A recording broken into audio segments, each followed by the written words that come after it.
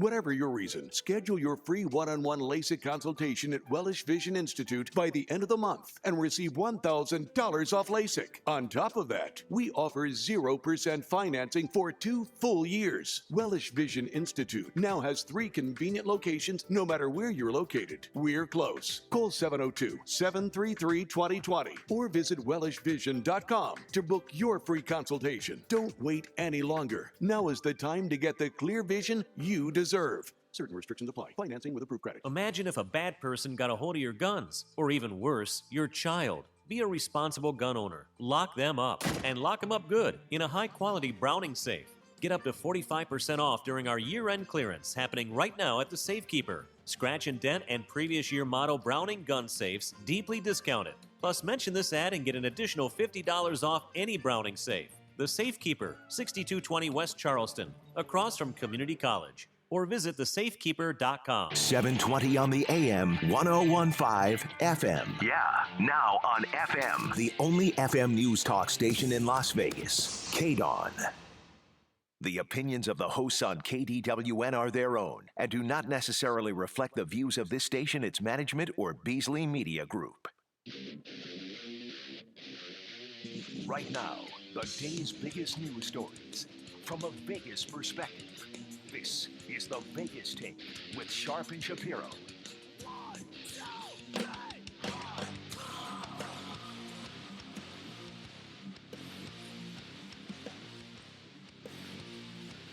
What's up, everybody? It is Friday, and it is Vegas Take time. Sharp and Shapiro, so glad you could join us. A lot to get to, as we always do on this show. And, I'm happy because, I'm going on a little bit of vacation. I'm seeing my family. I'm actually flying out right after the show. Going to take a little time away from the show, and we got the holidays coming up. Don't worry, the guys will still be here on Monday, but let's talk about today, right? We got a lot to get to today. As you know, there was a Democratic, I almost said Democratic convention. We're not there yet, but we had a Democratic debate yesterday at Loyola Marymount in Los Angeles. So we're going to talk a little bit about that. A lot to get there coming up at the bottom of the hour. Also, a very, very popular publication, Christianity publication, I guess that's what you would call it, is denouncing Donald Trump, saying they will no longer support Donald Trump. We'll get to that coming up in hour number 2. I am going to be psychoanalyzed on the air today by a therapist, and boy, that could take 8 hours, but we're going to try to shorten it into one segment. And my mom is going to be calling in. And so for those of you that want to know why I'm so crazy, why I'm a nut, well, my mother will be joining us coming up here in a little bit. So that'll be a lot of fun, and I'll be getting psychoanalyzed. So that'll definitely be interesting. We have some tickets to give away on the show. Talk a little bit about controversial comments made by former NBA great Kevin Garnett in regards to LeBron James. That much more, JD. But boy, did I have an interesting day yesterday. I know, JD, you're so interested to find out why.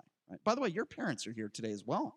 Yes, they are. Checking out the show. How's that going? My father and my mother, I think. We'll have to ask them, but I think so far it's going okay. They've been here for about 7 minutes. So do you feel like there's a lot of pressure on you today to perform because your parents are listening? Do you feel more nervous pressure to perform on the show today and speak maybe more intelligently than normally you would? You have more pressure? No more than the pressure you feel to perform in the bedroom with women whose voices you can't understand. I find it very interesting that you think of something sexually after I'm talking about your parents, because usually when somebody talks about my parents, the last thing I'm thinking about is sex. So I do find that fascinating. Why would you? This is just a standard show for me, but I'm glad that my mother in particular, she came from Council Bluffs, Iowa, gets to actually see what we do in studio every day. Yeah, so your mother will get to see you just sitting there with your white T-shirt, just staring at my face for 3 hours. Is that a fair? That's definitely part of what we do here. Like, she will see a lot of that. Fine, fair enough. All right, so I mentioned I had a very interesting day yesterday, JD. Let me explain. So after the show yesterday, it is normal for members of the show to go to a local pizza parlor, which is down the street, and we had a great lunch. Everything was going great. Food's great at this place. The waitress was very friendly. We had a great time. We took our videographer and his friend out to lunch. They left a little bit early. And so I'm sitting there with our producer, Jason Stein, and I had ordered a salad and a couple pieces of pizza. And I said, hey, can I just get the salad to go? She said, sure, absolutely. She comes right back to the table. And she's putting the salad in the to-go container for me. And I'm talking to Jason, so I'm not really paying attention. All of a sudden, I look over.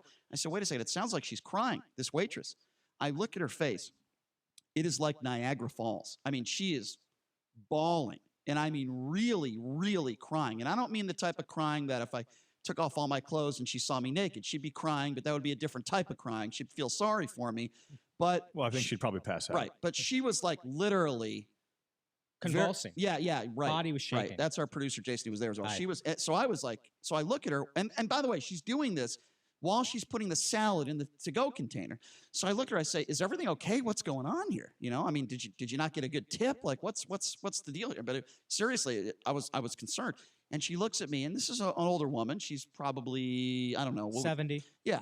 Give or take. I say, what's wrong? And she tells me, I just found out that my brother passed away. Now, at that moment, the first thing that enters my mind is, please stop helping me. Please stop putting the salad in the to-go container. I said, ma'am, please stop. I'm so sorry. I didn't know what to do. So it's just one of the weirdest situations I've ever been in. It was just strange. I didn't know what to do. So I'm trying to console her. So I take my left hand and I'm consoling her shoulder. I'm saying, I'm so sorry. And my right hand is putting salad in the to-go container at the same time. It was just a really awkward, weird situation. Jason gives her a hug. And I'm like, what do I do? I don't know what this is. Horrible. I feel horrible for this one. I feel terrible. I didn't know what to do. So she leaves, and I'm like, God, I hope they let her go home. You know, I don't know what to do. So we're just sitting there. And I haven't paid the bill yet. We haven't paid the bill. So I'm like, there's no manager present. There's like nobody else there. She's the only waitress that's serving tables. I'm like, well, I have to ask her for the bill. I can't just leave. She's crying. She just lost her brother. What do I say? By the way, I'm really so sorry for the loss of your brother. Oh, by the way, can we pay that bill, please? Like, I don't even know. Like, I also was wondering if it was a bad time to ask for a refill of my water. Yeah, I didn't know what to do. I've never been in that situation. Listen, I felt horrible for that woman, but I did not know what to do in that situation. So he gives her a hug. I'm consoling her shoulder while I'm putting the salad into the to-go container. Put your mic on. There you go. Were you more concerned with her messing up your salad? No, that's a horrible thing to say. Okay. I cannot believe you said that. That is a horrible thing to say. Although I was considering after she told me that her brother. If that was the first thing that crossed your mind, you think, No, well, but to have a grieving 70-year-old woman waiting on your hand and foot, putting your salad in a container that you could easily do, seemed a little callous at the time. Although I will admit, after she told me her brother passed away, the second thing that entered my mind was, I want some extra salad dressing. Yeah. I mean, I did think about that. I will admit. What about our punch card? No. Oh yeah. She also gave me a free lunch for consoling her. Maybe it was your hug or. But anyway, I felt horrible for this woman. It was a very awkward situation. She brings over the bill. I gave you cash, Stein. What did you tip her, by the way? I want to know if you have any type of heart or soul whatsoever. What was your tip? Did you tip her your normal 5%? What did you tip her? My tip, it was actually about 20%. Let me see. Hey, the bill was $32. I gave her a 5. Wow, that's very generous of you. Right? That's good. Yeah, you're amazing. I figured out a couple extra dollars to help with the funeral costs. I'm sure that'll pay for the burial. That's very, very generous of you. Wow, $5 he gives a woman that's bawling and crying. 5 on 32? Yeah. That's actually worst. That's nowhere near 20%. He is the worst. For a couple slices of pizza. That's actually about 15%. You are the What do you want me to give her? You are the cheapest, heartless bastard I have ever met in my life. Do you know that? That is horrible. Here's a tip. Go home for the day. God, what a horrible human being. This is the guy that I go I out with. told her. She said no. She said, Honestly, I don't want to make fun of her. She's very sweet. We've seen her before. I thought she said I have to keep working to keep my mind on. All right, fine.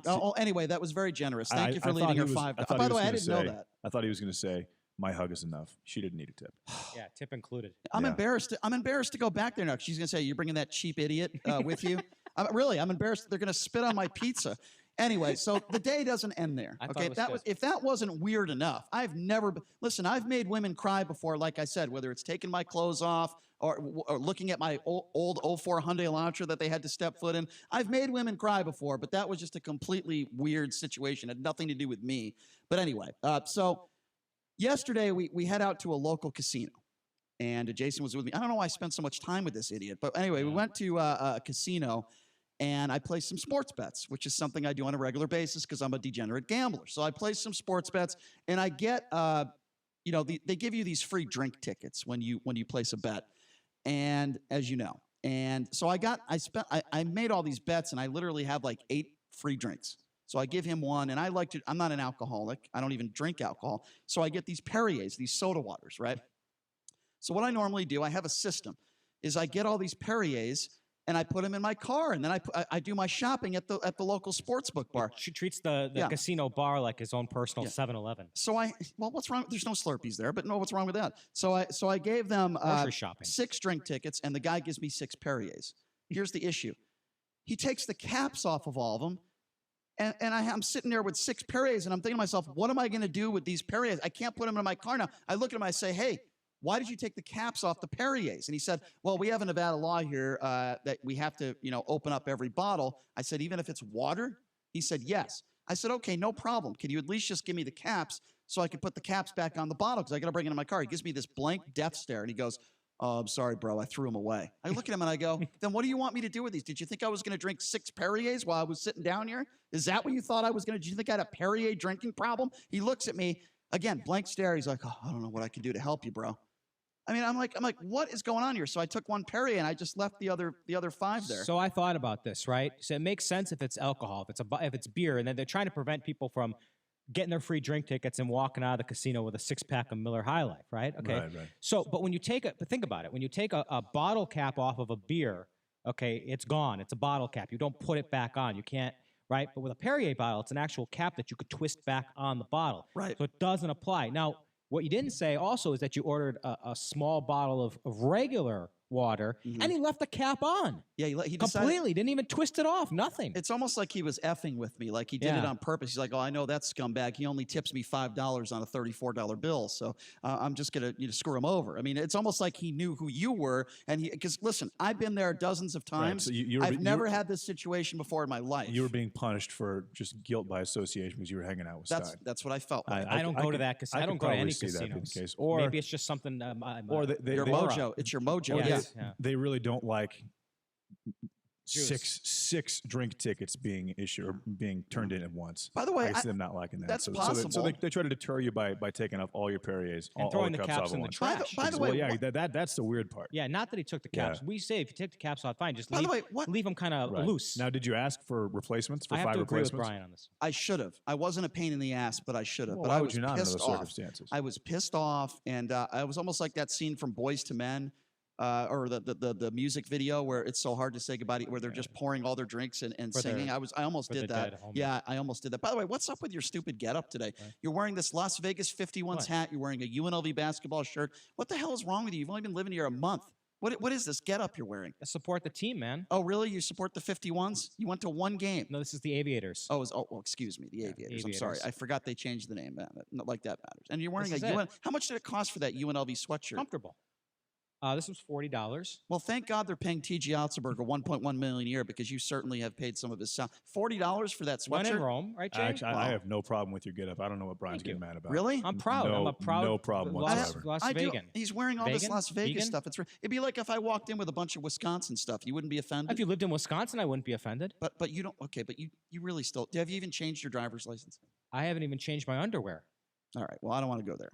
No wonder why you're not getting any dates. But anyway, that's why let's move on. We were out late last night because you got to tell people why we were out late last night. Yeah, why I rolled in a hat and a sweatshirt is because Brian apparently can't walk from the Chris Kattan show to his car without stopping at a craps and a blackjack table. So that's what they do. They strategically put the casino in between point A and point B. They're very smart about it. And he falls right into the trap. So we had to sit and watch him lose his money for an hour. He probably actually had cash on him too. Wait, if he didn't have cash on him, he wouldn't have stopped at either of those things. No, he had the cash. The cash was in Chris Wynn's wallet. Once again, C-Win? Yeah, he was asking C-Win to hold it for him. Once again, the man that crashes my car and doesn't tell me and shouts obscenities in movie theaters is lying. What a shocker. Did you just say I lost money yesterday? I'm sorry, is that what you just said? We did have to watch you lose money. The man who tips $5 on a $34 bill, the waitress is crying and says her brother just died, is telling me, by the way, I won more money than you'll tip your entire life last night, okay? Your entire life. Why are you saying I lost money? Why would you lie? Well, you did. You lost all your money at the craps table. No, I didn't.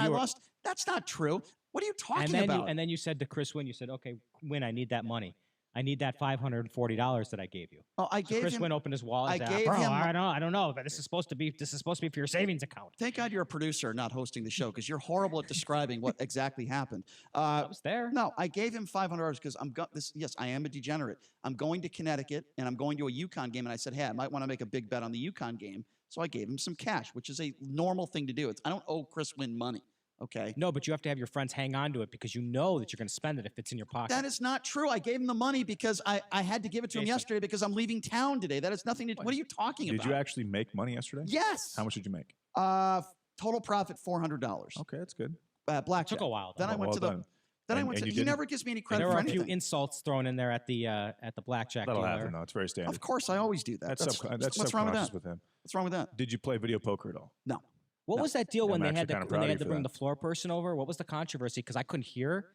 There was something. Hey, you threw some chips on the table, and you threw it, and you got up, and you waved your arms around. And then they had to call someone over, and there was, but I couldn't hear what was going on. All right, I'm What going was to tell the I'm going to situation tell there? this story real quickly yeah, because some people might be bored by it, but it's something that I do No, at the. There's it's a no good Las chance Vegas that story. anybody right now that's listening is bored or watching. Okay. Well, No anyway. chance. Anyway, I was playing blackjack, and if I don't like the dealer, I didn't like this dealer because number one, she had no personality, no smiling or good luck or anything. So as I was losing money and I started to lose money, I said, well, losing money gambling, but at least the personality at this table is great, and we're having such a wonderful time. You know, I get no reaction from her. I thought she would laugh or something. So here's what happened: when the dealer shows an ace, they have to check to see if they have blackjack, and then they ask you if you want insurance. By the way, it's the only thing she said to me in 30 minutes. Would you like insurance? You know, I felt like saying to her, "Would you like insurance for your job? Because I hope you get fired." I felt like saying that. That seems very So appropriate, anyway, Brian. she didn't give How he me. talks Yeah, to people. just wishing someone's wherewithal just goes out the window. She could have kids. She could have family. You don't Yeah, care. It's doesn't fine. matter. No, It's I don't. fine. I don't care about because she anybody. doesn't entertain you. She can't have those things. No, I don't. That care. makes perfect well, sense. I care about your kids because you entertain me. I love should your, be I love your, aborted. I love your logic. Thank you. I appreciate you finally understanding me for once in your life. In a 2 years we've been doing this show. Anyway, she checks to see if she has blackjack, but she doesn't ask me this time if I want insurance. And I have a good hand. I think I had 20. I probably would have taken insurance. She flips over her blackjack and she's ready to take my $75 bet. I said, whoa. What are you doing? You don't take that bet. I didn't answer. She lied to me. She said, you said no insurance. She did it in an accent. She was, what, Chinese? So I'm not going to try to do that. But anyway, I'd like to hear that, actually. the floor person comes over. I said, call the floor. Check the cameras if you want. I didn't. Check the cameras. That's the first thing you say. And then the second thing you say, if you don't get what you want in a casino, is offer to call the gaming commission. They get very scared when you do that. Anyway, long story short, within 20 seconds, they gave me my $75. Yes, that's what happened. Okay, I was curious. Yes, about that's that. what happened. She didn't give you a chance to reply. Yes. To insurance. Exactly. Most women Did she never. have blackjack?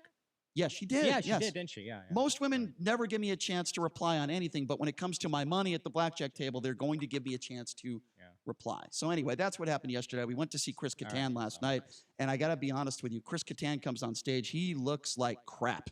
I don't know how old this guy is, but he looks like he did 8 lines of blow before he got up on I think stage. he's actually 51. He's not that old. He 50. Okay, Yeah. Jason, help me on this. Yeah. He looked like he was 70. Yeah. He looked awful. Yeah. He was looked a like he little- needs to he be was in a little wheelchair. Haggard. He was a little haggard. Yeah. One thing I noticed, it definitely dyes his hair because his beard he had like kind of a scruffy, and Yeah. it was like all gray. Yeah. But then his hair was like orange, like orangish brown. Oh, okay. Yeah. So Well, it didn't kind of match. if you look at the but- pictures, little Trumpish You look there at with the hair. the pictures online. He looks like his neck is kind of obviously. He definitely broke his neck. You can tell that. You that, can tell, that, yeah. that definitely happened. But Yep. he just Yep. looks kind of slumped over. yeah. He looked bad. He definitely does. Actually, but he didn't sound that great in the interview that we had either. I mean, he definitely wasn't excited. yeah. Anyway, if you don't know who Chris Kattan is, Night at the Roxbury, Saturday Night Live. So I actually thought he was very funny, though. He actually did a really good job. Was he good? Yeah, I enjoyed it. A lot of self-deprecation. He had one skit where I guess he created an online dating profile, and I guess somebody said, "Oh, you have a fake Chris Kattan profile," and he said, "Yeah, because that's what I would do. Of all the celebrities out there, I would create a fake Chris Kattan profile. It wouldn't be Leonardo DiCaprio, it wouldn't be Matt Damon, or any of those guys. It would be a Chris Kattan fake profile." That was a very funny skit. That is funny. Good, and he told a lot of Yeah. stories about SNL, though, Yeah, behind it the was good. scenes stuff. He It was was on good. and talked about Cameron Diaz and what it was like to work with her, and Yeah. Charlize Theron and The Rock, and so he told a lot of stories that only he would have. and then did some topical stuff too. But I would say good. And Jimmy Kimmel's Club, a great place to see a show for Yeah, sure. it really Hey, is. where is that, by the intimate way? venue, the Link, the Promenade. Oh, the Link. Okay. Yeah, it was actually really good. It's a really great comedy club. Yep. They got good food, and it was a lot of fun. Did he bring up the story about how Lorne Michaels forced him to have sex with Amy Heckerling so that she would direct Night at the Roxbury? And No, he did not. And talk it ruined about his that. relationship with Will Ferrell because I didn't get to ask him that question. That's in his memoir. I wanted to ask him that Yeah, question. no, he did not bring that up. Very sensitive subject I want to bring up, and in regards to the opening comedian, and I want to get your thoughts on this because it involves rape, which is never funny, No. right? Never funny to talk about rape, but yet this comedian brought it up, made a very valid point. He said, one day I want to live in a society where women are not being harassed by men, where nobody's sexually assaulting women because rape is such a horrible thing. And then he says, one day I want a woman to come out of the bushes, and I can't say really the joke on the radio, but he said, I want a woman to come out of the bushes and say that she wants to sexually assault me, and I'll just stand there and I'll say, have at it, take what you want. And he's saying how the society will be a much better place if women were the sexual predators and men were not sexual predators. He does make a valid point there, does he not? You guys just don't want to touch that one. You don't want to comment. Wow, the silence. In this day and Boy, age, is that I offensive. really don't want to touch it right now. 5 years ago, I would have had no problem with it. But look at it from the perspective of like a George Clooney or a Leonardo DiCaprio. Guys who they have stalkers that attack them on a regular basis. And looking to have sex with them for whatever reason. So for me, I wouldn't really be really excited about that, but you might be. Well, one of the this man was an African American, and he made a Bill Cosby joke. He said, as African Americans, we've come a long way in society because Bill Cosby got away with assaulting 40 white women, and he got caught, but he got away with it for all these years. Well, so we've come a long His way. point was back in the day, if you were black and you whistled at a white woman, they would lynch you. Right. Now he's saying with Bill Cosby, you can rape 60 white women and get away with it. So that's progress. And so, listen, the show is very edgy. It's not for everyone. Controversial. People that are in Vegas, maybe from Middle America, who went to see this show. I mean, we had 4 comedians, Chris Kattan and 3 others, and all of them were edgy. They were all vulgar. They all talked about sex, right? So you have to, I would say, be prepared when you see a show like that. And the audience was okay. Yeah. I thought that, the audience was they rolled with it, right? Yeah, they did. Because there was some edgy stuff in there. It was speaking of edgy. What's the capacity of that club, you think? Oh, not that many. No. Not that many. And was it sold out? Was it packed? Decent crowd. Almost. Yeah, decent crowd. Okay. Yeah, it was good. So speaking of controversy, the Democratic debate was yesterday at Loyola Marymount. There's a lot of things that we want to get into and a lot of things we want to talk about. I call her Sarah Suckabee Sanders every day because I think she sucks. For a lot of different reasons. I think she's been an enabler for the president for many, many years. Certainly when she was a press secretary in the White House, not a big fan of her father, never have been. And she's an ultra-religious family, which is fine. Ultra-religious Christian family. There's nothing wrong with that. But, I haven't liked her for a lot of different reasons. But yesterday or last night, it got to a whole new level. And it had to do with the statement that Joe Biden made about having a stutter. And we'll explain what that meant. And actually, Sarah Sanders did something that Donald Trump has never done in his life, as far as I know, and that is apologize. So we will get to that, and I have a little bit more respect for her for at least admitting she was wrong. So we'll get to that coming up. Also, Pete Buttigieg bringing up the fact that he is gay and bringing up Mike Pence in the same sentence. We'll talk about that. Smart. People were going after Buttigieg yesterday, but I'm also going to tell you why I, would never support Elizabeth Warren, and she proved it again last night. I think she is completely phony, and I will explain the things that she said yesterday that made her, in my personal opinion, look very, very bad. So we have all those clips to play for you next. We'll also be taking some phone calls coming up here in just a little bit. Stay tuned. We'll be back right after this. You're listening to The Vegas Take on 101.5 FM, 720 AM, KDON. Finding great candidates to hire can be like, trying to find a needle in a haystack. Sure, you can post your job to some job board, but then all you can do is hope the right person comes along, which is why you should try ZipRecruiter for free at ZipRecruiter.com/free. ZipRecruiter doesn't depend on candidates finding you. It finds them for you. Its powerful technology identifies people with the right experience and actively invites them to apply to your job. You get qualified candidates fast. So while other companies might deliver a lot of hay, ZipRecruiter finds you what you're looking for. The needle in the haystack. See why 4 out of 5 employers who post a job on ZipRecruiter get a quality candidate within the first day. ZipRecruiter. the smartest way to hire. And now you can try ZipRecruiter for free. That's right, free at ZipRecruiter.com/free. That's ZipRecruiter.com/free. ZipRecruiter.com/free. Hey, it's Lee Goldberg of the GCI guys at Realty One Group. Do you know anyone that's looking to buy a home, sell a home, rent, move from California? If so, give them my number, 702-902-3029. All listeners of the Vegas Take get $1,000 in your hand back at closing. Hometown heroes, veteran, military, police, teacher, nurse, I'm giving you $2,000 back. That also goes for hospitality and casino employees. Free use of a moving truck for a day, 6 free months of home security. Call me, 702-902-3029, the GCI guys.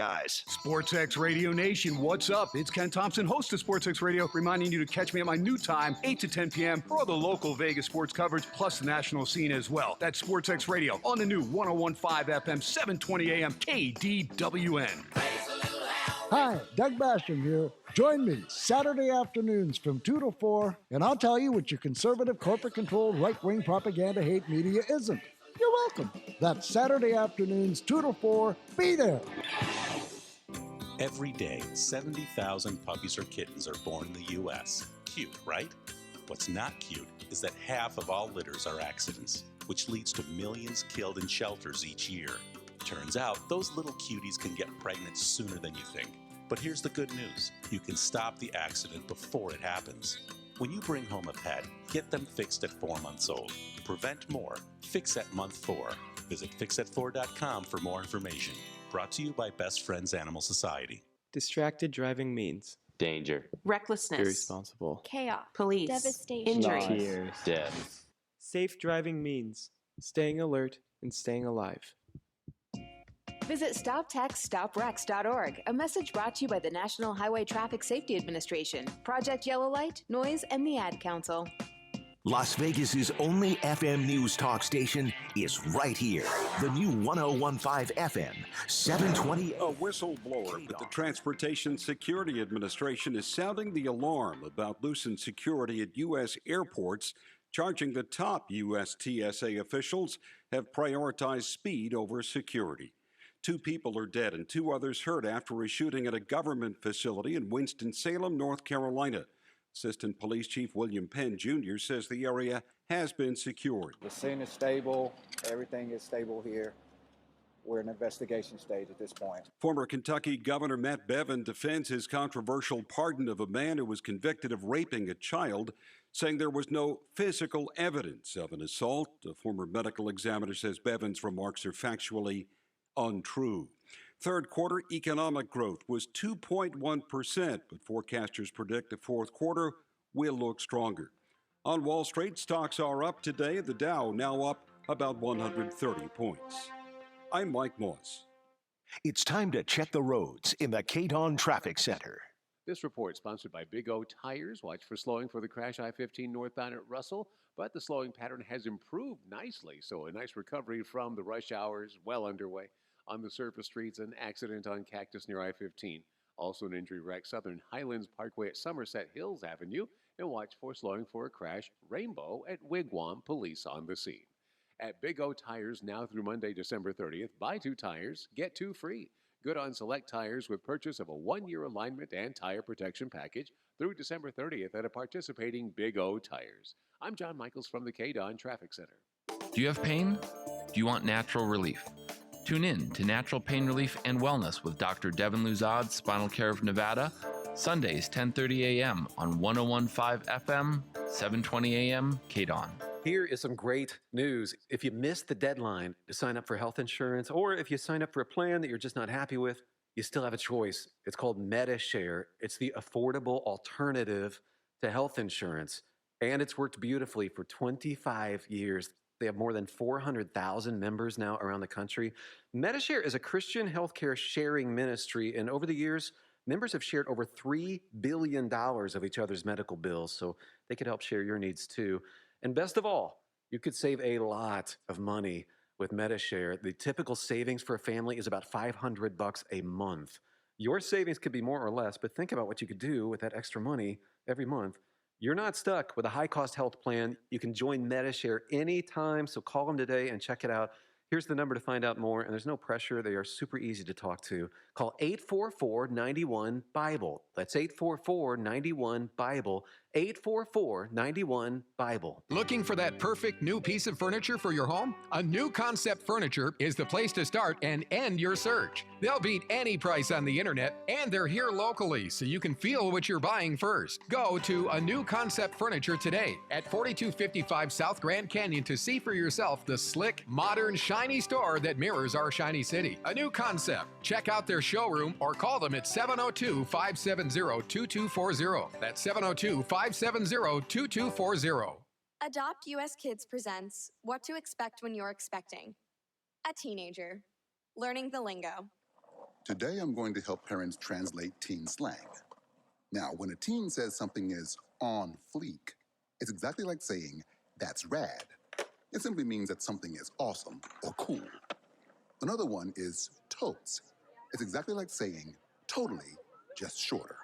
As in, I totes love going to the mall with Becca. Another word you might hear is jelly. Jelly is a shorter, better way to say jealous. As in, Chloe, I am like so jelly of your unicorn phone case. You don't have to speak teen to be a perfect parent. Thousands of teens in foster care will think you're, rad just the same. To learn more, visit adoptuskids.org. A public service announcement brought to you by the U.S. Department of Health and Human Services, Adopt U.S. Kids, and the Ad Council. Mark Levin, weekdays 3 p.m. to 6 p.m.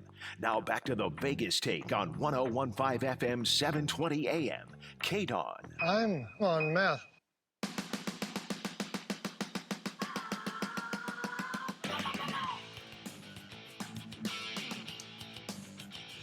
All right, welcome back. It is the Vegas Take, Sharp and Shapiro. Glad you could join us. We have some clips for you from the Democratic debate, in case you missed it last night, that you're not going to believe. And I will give you plenty of reasons why I continue not to support Elizabeth Warren and why I think she should not be on the stage. We'll get to that in here in just a few minutes. And, of course, we will be taking your calls on it as well. But before that, he is John Schaefer, news anchor here at KDWN. John, what is going on? Well, a Henderson police officer has been arrested. He is charged with domestic battery. 29-year-old Tyler Travers was booked into the Henderson Detention Center Thursday. He's been a member of the Henderson Police Department since December 2017. Yeah, see, those are situations where if he is convicted, and again, we don't know that, but if an officer is convicted of domestic violence or for any felony for that matter, they should never be allowed to be a police officer again. I don't even know if that law is in place. If you commit a felony, are you ever allowed to be a police officer? I would hope not. I don't know. I know he had to turn in his weapons and all that kind of stuff. See, now this is a perfect example of a red flag law that we talk about on the show all the time.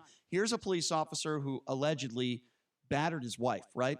This is not the kind of person that should be allowed to go out to a gun show today and purchase a gun. But correct me if I'm wrong, we don't have those laws in place. This guy, once he gets out of jail, could go out and purchase a weapon. I am not comfortable with that, and that's why we need to have red flag laws on the books. JD, would you agree with me on that one? Yeah, I don't think we need officers or anyone for that matter who has been threatening their wife or attacking their wife owning a gun or using a gun to stop crime. Yeah, but I'm sorry, who was the woman we had on last week who does a radio show here? I forgot her name. Her name was Tina Trenner. Yeah, but according to Tina, we're just gun grabbers. Anyway, go ahead, John. And not only that, but if you don't own a gun, you're not a man. Exactly, because moving your pinky like this apparently is all it takes to be a man. I'm very good at that. You see that? I can move my.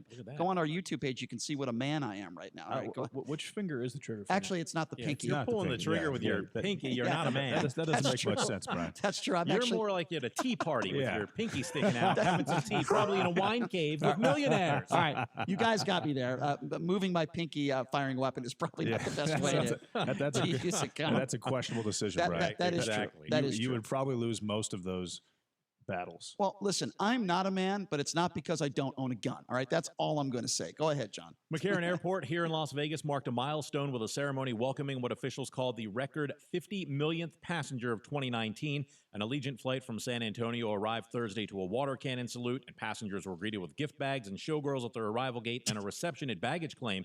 Airport officials said the previous record for passengers in 1 year was set last year at 49.7 million. See, why can't I get that lucky? I guess I'm going to be 50 million and one today when I go to McCarran, but why can't I get greeted by showgirls? I just want to live one day in the life of Oscar Goodman. That's all I ask. I want showgirls to follow me around everywhere. Well, that's easy. You pay them. Like they all do, and then they follow you around. Wait, so you're telling me in Las Vegas you could actually pay women to do things for you? To be showgirls. Oh, okay. What about in Pahrump? I'm sorry. In Pahrump, you can pay them to That's do another more story. than be showgirls. Okay. We can talk about that later, John. Go ahead. Billionaire Las Vegas Strip resort owner told Nevada regulators he plans to renovate and expand Circus Circus. Phil Ruffin won final Nevada Gaming Commission approval yesterday to buy the 51-year-old property for $825 million from MGM Resorts International. Says he plans to add a swimming pool complex, including sand beaches on vacant land nearby. I enjoy going to Circus Circus on occasion because I enjoy watching clowns juggle balls. I actually do enjoy that. I enjoy watching clowns, JD. I like going to Circus Circus. I was at Circus Circus for about 25 minutes, and I'm fairly certain it took 2 years off my life because it was so smoky. I'm with you. I will say this: that ground floor is the smokiest place outside of probably Texas Station and Santa Fe Station I've ever been to. Every time I go to the buffet at Circus Circus, I always find myself getting the Circus Circus flu. I don't know what it is, but I get sick after I go to that buffet. Maybe that's why it's only like $6.99. Do you remember that movie Vegas Vacation when they're at the buffet and he's like, get a little bit of the green, a little bit of the yellow. That's the Circus Circus buffet. By the way, Circus Circus, if you'd like to sponsor our show, please give us a call. Go ahead, The John. steakhouse there is one of the best in Las Vegas, though. Well, yes, it is very good. They I will admit claim that. it's, and I actually think it's probably top 10. It's overrated, it's but it is good. It's definitely not number one. Put it this way: it's better than the buffet. Okay, it's Significantly better. Yes. Well, before you get buzzed, consider eating some meat. A new study found that vegetarians and vegans may experience hangovers more severely than meat eaters. Published in the Journal of Clinical Medicine, researchers analyzed the after effects of drinking alcohol on 13 social drinkers. 23 hangover symptoms were monitored in participants on a control night and after a night of drinking, which included headache, nausea, heart palpitations, vomiting, dizziness, sweating, sensitivity to light and sound, and thirst. The analysis discovered that those with less vitamin B3 and zinc in their diets suffered more severe hangovers. Low zinc intake in particular was significantly associated with vomiting, zinc most commonly found in meat and shellfish. Good. So when all those vegans yell at me for eating cow meat and all that other stuff, now I'll say, well, you know what? Guess what? I'm going to live longer than you, and I'm going to continue to eat my cow. That's the argument I'm going to make. Apparently, this study says that my unhealthy diet of McDonald's fast food every day is more healthy than your diet of eating fake ice cream, fake meat, and going to 3 vegan restaurants a day. So there you go. Shove it. Shove it. Also, zinc promotes hair growth on your head. Really? Yes, it does. Well, I am interested in that. I grow hair in all the wrong places, unfortunately. All right, Mr. Schaefer, who has a full head of hair, thank you for joining us, my friend. We appreciate it. Have a great weekend and have a great holiday if I don't see you do next the week. same. Appreciate it. Thanks a lot, John. All right, that is John Schaefer, news anchor here at KDW. We're going to take a quick break. When we come back, the reasons why I support Pete Buttigieg, partly because of what took place last night, and why I just cannot stand Elizabeth Warren, or as Donald Trump likes to call her, Pocahontas. We're going to talk about that coming up next. You're listening to the Vegas Take right here on the all-new 101.5 FM, 720 AM, KDAWN. Warning, this product contains nicotine. Nicotine is an addictive chemical. The world is changing. Isn't it time smoking changed too? Vuse Alto is a vapor product offering you a satisfying alternative to cigarettes. Simple to use, surprisingly quiet, and impressively powerful. Our best vapor yet at our best price ever, 99 cents, plus tax at participating retailers. 99-cent offer applies to Alto device. Pods sold separately. Underage sale prohibited. Hey, this is Penn Teller. Help us once again celebrate the 13 Bloody Days of Christmas by donating blood at any Vitalant, formerly United Blood Services, Community Blood Drive, or any of their donation centers between now and January 1st, and you'll get a voucher for 2 free admissions to our amazing show, Penn & Teller at the Rio. United Blood Services, now Vitalant, has locations throughout the Las Vegas Valley. Make your life-saving appointment today at bloodhero.com or call 877-25-VITAL. Parents, you always say you want what's best for your children. If that's the case, then you should be bringing your kid to Infinity, the Math Institute, where every student earns an A or B in math.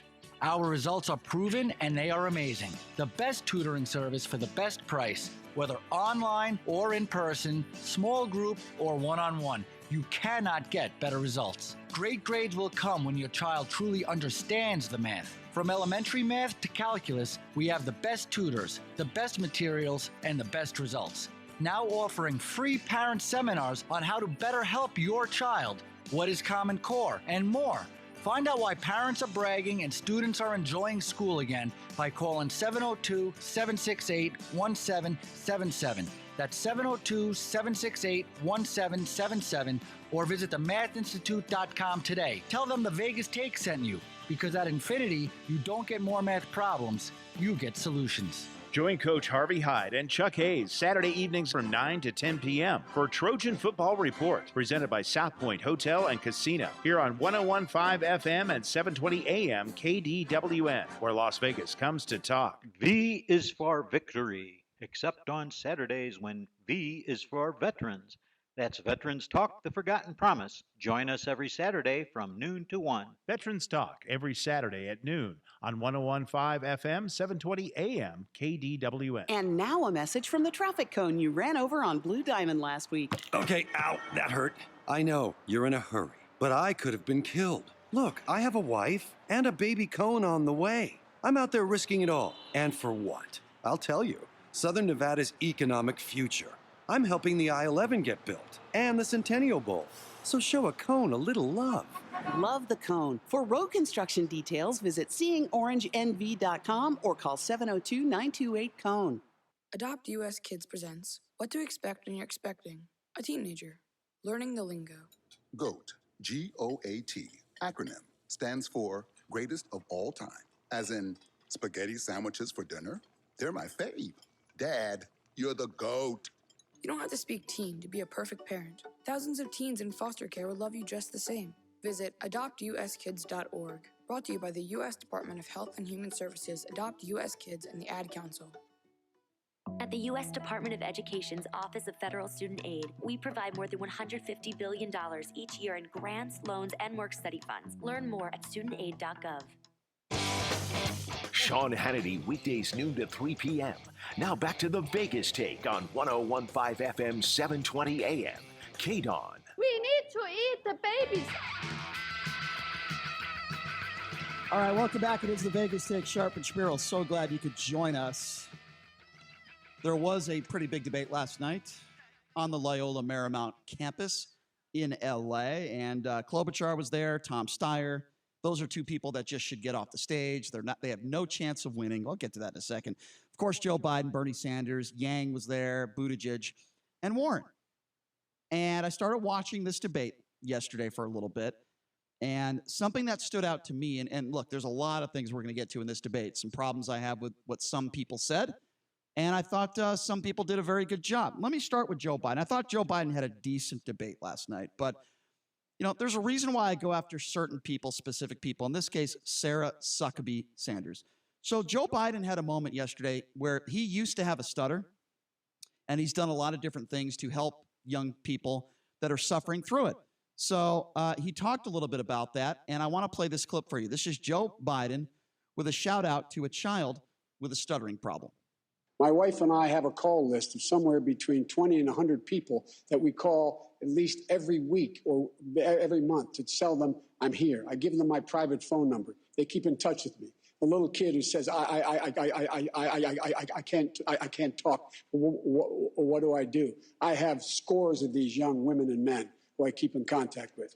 And the reason I would give everyone here a gift is they want to do something like I do of making their lives better, because there's a lot of people who are hurting very, very, very badly. Okay, so nothing wrong with what Joe Biden said. In fact, he should be commended by that because he's helping. Listen, if you grow up with a stutter like that, that is an extremely difficult thing to grow up with. I'm actually shocked that he was able to imitate it as well as he did. But you understand, in all seriousness, absolutely. it's noble work what he's doing. It's a good thing, right? So what does Sarah Huckabee Sanders decide to do? Keep in mind, this is a woman who is calls herself an ultra-religious woman. Who is a good Christian. She calls herself a good Christian. Aren't good Christians not supposed to mock others? By the way, the President of the United States is the commander in mocking everyone and anyone who disagrees with them. But this is what Sarah Huckabee Sanders decides to go on Twitter. She says, and I'm just going to, the way she typed it out, 8 different eyes. I have absolutely no idea what Biden is talking about. Okay, first of all, she's a complete moron for doing that. A complete moron. Completely disrespectful. You call yourself a good Christian and you're mocking that. So here's what, let me just go through the steps and then I'll get your thoughts on it. Joe Biden responds. Here's what he says, and he responds appropriately. I've worked my whole life to overcome a stutter, and it's my great honor to mentor kids who have experienced the same. It's called empathy. Look it up. He is absolutely right. Donald Trump has no empathy. Sarah Sanders might have empathy, but boy, she certainly didn't show it in this tweet. So there was a response, and Sanders obviously was told to apologize. Obviously, she is wrong. And she did apologize. She said she was sorry for what she did. And she also said that she was unaware of the stuff that Biden had done. And she didn't know that Biden had a stutter. I was actually unaware of that as well. And I think that what she did. It doesn't matter if you're Well, unaware just of listen, it, though. what she did was completely counterproductive. I don't know what her end game was. I don't know what she was trying to accomplish. She was accomplishing nothing. It made her look. It made it look like she was making fun of somebody for stuttering, which is No, that's exactly what she was which, doing. in my opinion, is pretty pathetic. But that being said, even if Joe Biden doesn't have a stuttering problem, or even if he's not telling the truth about this now gives him an excuse to stutter in the future. To me, that's not what this story's about. But in any type of debate or any type of situation where he's public speaking, now he can stutter and no one can say a thing about it. No one can question his mental acuity. No one can question anything. So this, to me, this is a very shrewd move by Joe Biden by making that statement. It was not shrewd at all. I have no idea what you're talking about. This was a statement saying that he struggled through adversity when he was, struggled through adversity when he was younger. And because he had a stuttering problem growing up, he's worked for 20, 30, 40 years I get that. helping other kids that are struggling through the same thing that he went through. And by the way, this isn't just, I don't know why Sarah Sanders did it because, she doesn't accomplish anything by doing it. In my perspective, it shows her character. I get that, but now Joe Biden can whenever he has any conversation, either on public speaking, on TV, under any circumstances, now no one can go after him for stuttering. No one can say, hey, Joe Biden is mentally ill. Joe Biden's not mentally right. If Well, he they stutters. shouldn't say that because they have no evidence that he's not mentally right anyway. I'm just saying now Joe Biden can have his gaffes and he can stutter all he wants to. Having a gaffe is different. And no one can really say a thing about it. So again, I think it was a very smart move by Joe Biden. Okay. It protects him down the road. I personally believe that is not why he brought it up. I'm not suggesting that it was why, but to me, that's what I look at this as. I mean, if he's doing what he's doing, that's great. If he wanted to overcome a stutter, but he's been a politician for 40 years. Let me ask some of the listeners out there because I'm curious about this. If you call yourself a really good Christian, right, of the Christian faith, and there's nothing wrong with that. You can have any religion you like. That's fine. But if you call yourself, a good Christian who accepts all people and treats people fair and all that sort of stuff, what do you make of Sarah Huckabee Sanders going on Twitter and basically mocking somebody that has a stutter? Because make no mistake about it, that's exactly what she did. I have absolutely no idea what Biden is talking about. Does she not understand that there are many people in the world that have stuttering issues that are not able to speak maybe as eloquently as a J.D. Sharp would be able to speak on the air? But seriously, does she not understand that? If you are a good Christian woman or man, why won't you call out somebody like Sarah Sanders for that? I'll open up the phone line, 702-257-5396. Again, that number to call, 702-257-5396. I thought that Joe Biden made a very excellent point yesterday, and I like his response on social media. And I thought Joe Biden had a pretty good debate. I thought he did a pretty good job. Now, I have never said that I've had any type of support for Elizabeth Warren. I'm not an Elizabeth Warren fan because I think she's phony. She reminds me a lot of Hillary Clinton in this sense. She says one thing and she believes something else. She is a typical lying politician. I've said that about her for years, by the way, when, of her Indian American descent. We've talked a little bit about that. That was a complete sham when she did that. What is she, 0.0000001 Indian, and she took advantage of that, and then she apologized for that. I got to tell you something. I took a lot of issue with what she did last night, and I'm going to start with her attack on Pete Buttigieg. Pete Buttigieg is somebody that does not have a lot of money. He never has had a lot of money. In fact, he still pays off his student loans. And Elizabeth Warren went after him for having this fundraiser at this wine cave.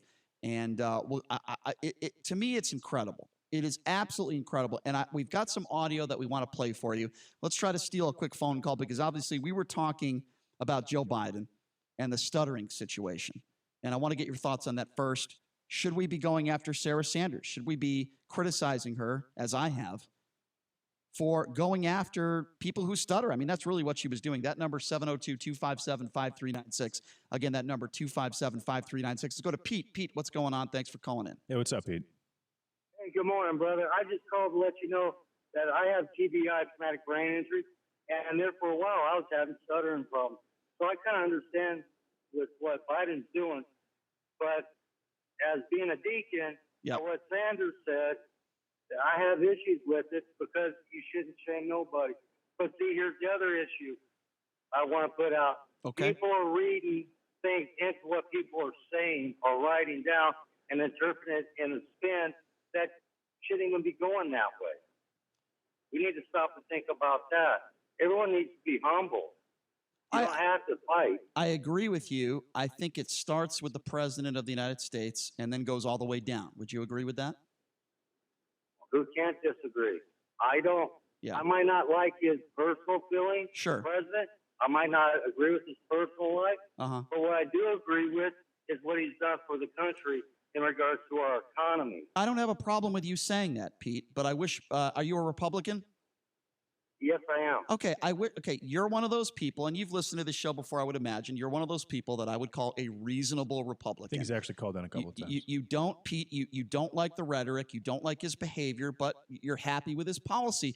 I can talk to people like you. It doesn't mean we're going to agree on everything, but we can respect one another and have that conversation, Pete. But let me ask you this question before I let you go. Why is it that you think there are so few reasonable Republicans like yourself that are out there? Because I don't think there's a lot of you out there. Well, the problem is the upbringing. Yeah. I was raised in a different culture than what the kids are being raised today. Mm. Even my grandkids. Yeah. Okay, the environment has changed, and we need to wrap that back around the religious base, not Right. personal feelings. You might have a different one. I'll respect it. Well, But that's yeah, the I hear thing. you. Everybody needs to respect everybody. Well, I don't care what religion you are. Yeah, you're right. I don't care what politics you are. Sure. No, Pete, I'm with you, man. I'm with you 100%. And I really do appreciate your perspective and your phone call. And, I hope there's more people out you like that. I have no problem if you vote for Donald Trump. I have a problem if you don't admit when Donald Trump is wrong. For example, the comments you made about Dingle yesterday. 257-5396. Let's go to David. David, you are next on the Vegas Take. What's going on? Hey, what's up, David? Hey, happy Friday, guys. Thank you. I want to say this. Donald Trump hasn't done a darn thing for this country. I don't know what the hell people are talking about. But in the meantime, that big fathead woman, Suckerby Sanders. Yes. Hey, don't steal my name. I had to use that. That's a good one. That's okay. Go ahead. She has no. It's like, how could she talk about anybody stuttering? And look at her face. Look at her face. Well, I'm not going to comment on her looks, David, but I will. I'm sorry. I will say this. Yeah, I had to go low. David, I would be more okay with talking about if she's ugly, if you think she's ugly on the inside, because I think her tweet and what she did yesterday, she calls herself this good Christian. I'm going to compare her to Laura Ingraham. I think Laura Ingraham is a racist witch, but she wears that cross around her neck and she calls herself a good Christian. What good Christian goes on Twitter and makes fun of somebody with a stutter and goes after Biden? What good Christian would talk like that? That's a hypocrite. That's what she is. That's exactly what she is. That's exactly what she is, David. Her father's a hypocrite too. He's amazing. I think and David, you correct me if you think I'm wrong here. I think some of the most ultra-religious people, some people on the right, maybe some people on the left, but I find a lot of people that are on the right that are ultra-religious are, not all of them, don't get me wrong, but some of them, for example, some priests that have molested children are some of the most evil people on the planet. I'm not saying Sarah Sanders molests kids. That's not what I'm saying. I'm just saying I think she's a bad person. She is. She stood up there and lied in front of the country for about a year. Yeah. I think in a lot of situations you have people who do some heinous things in their personal life and they try to penance for that more or less by going to church. Exactly. David, we and appreciate a lot of that happens in the Midwest. It doesn't really happen in Vegas. In Vegas, everybody they kind of wear who they are on their sleeve, which is nice, which is why I like this place. Which is rare on the West Coast, by the way, but I do agree with you. Thank you for the call, David. We appreciate it. Let's go to Paul. Paul, you're next on the Vegas Take. What's on your mind? Hey, what's up, Paul? Hey, I can tell you about the hypocrisy of religion. I have a cousin. My Sunday routine during football season used to be drink beer, watch football, barbecue, and then sit down with the kids and watch the He-Man videos. Well, my cousin, who was extremely religious, decided that her 3-year-old couldn't watch He-Man because it had black magic. And I told her, hey, it's no black magic. It's good wins over evil and nobody ever dies. And she, oh, no, he can't watch it. So about a month or two later, we found out my cousin was going to have a baby, and the father was her friend's husband. Oh, my So I God. asked her, I said, so do you think Nicholas can watch He-Man now? She goes, yeah, I guess so. Isn't that incredible, Yeah, Paul? let me tell you what else I told her. Yeah. Is I could never be a good Christian because I'm not judgmental enough. Yeah, there you go. Paul, do you agree with me, though, that I think some people, not all, obviously, but some people that are, some of them, they claim to be the most religious people, the most biggest people when it comes to faith, do some of the worst things in society? Absolutely. Look Yeah. at the financial situation of the Catholic Church right now. Yeah. Mike Pence. They're not giving that money away because they're nice. Right. No, you're right. Paul, listen, I'm glad you shared that story. I think it's very interesting, and I'm glad to hear your honesty and your story, and that's exactly what I'm talking about. It's good to hear from you, Paul. Yeah, We appreciate the thanks for phone call. Paul. We got about 1 minute for Joe, and then we got to take a break. Joe, what's going on? Hey, what's up, Joe? Yes, hi. I just want to comment about the Sarah Sanders thing. Mm-hmm. I think it's funny that people are calling in making fun of Sarah Sanders while talking about how bad her rhetoric is. Are you talking about the callers or me? Both. I think it's funny that. Okay, what do you mean? I didn't make. I called her Suckabee. Democrats. Go ahead. Democrats have talked about Donald Trump, his mental stability. Yep. They've made fun of his kids. They make fun of all this stuff while pretending to be good Catholic people. Okay, have I said that? Hold on a second, Joe. Which is definitely an oxymoron Hold in on, itself. Joe. Have I called myself a good Christian or a good religious person? Have I said I'm a person of faith? Have I ever said that on the show? Is it okay to make? Answer the question. Have I ever? No. I asked you a question. If you're a good Christian or a good, You just said, okay, you're perfect? you just said you were talking about me and the callers, so I asked you a very specific question. I never said I'm a perfect person. I never said I'm a perfect a person of faith. Listen, if you want to call back, I would. Listen, I'm up against a break, Joe. If you want to call back, we could have this conversation and we will continue it. Okay? I've called myself a scumbag. Okay, I do self-deprecating all the time. Sarah Sanders calls herself a wonderful woman of the Christian faith. I don't talk about myself like that. You want to call back and have that conversation? Fine. We got to take a break. When we come back, we're going to be having more debate highlights. When we come back, we're going to be having more debate highlights. Evangelicals turning on Trump and your calls. Coming up next. Your home for Sean Hannity. KDWN Las Vegas, KKLZ HD2 Las Vegas, a Beasley Media Group station. Security warning. I'm Mike Moss. 2 cruise ships have sideswiped one another in the Mexican port of Cozumel. You can hear it on this phone recording. Got the video? Yep. He's going to hit us next. The ships are the Carnival Glory and the Carnival Legend. Officials say both remain seaworthy. One passenger is reported injured. The holiday travel season is getting underway with a warning from a former TSA whistleblower. Jay Brainerd is the top TSA official in Kansas, and he's warning security is getting soft because of an increased emphasis on moving people more quickly through security. He says he fears something happening that will cost American lives and warns it's not a question of if, it's a question of when. Mark Milley, the head of the Joint Chiefs of Staff, is responding to reports that U.S. officials have released public statements about the war in Afghanistan, which they know to be untrue. I know that I and many, many others gave assessments at the time based on facts that we knew at the time. And those were honest assessments, and they were never intended to deceive neither the Congress nor the American people. Defense Secretary Mark Esper says the U.S. will remain in Afghanistan as long as there is a potential terrorist threat.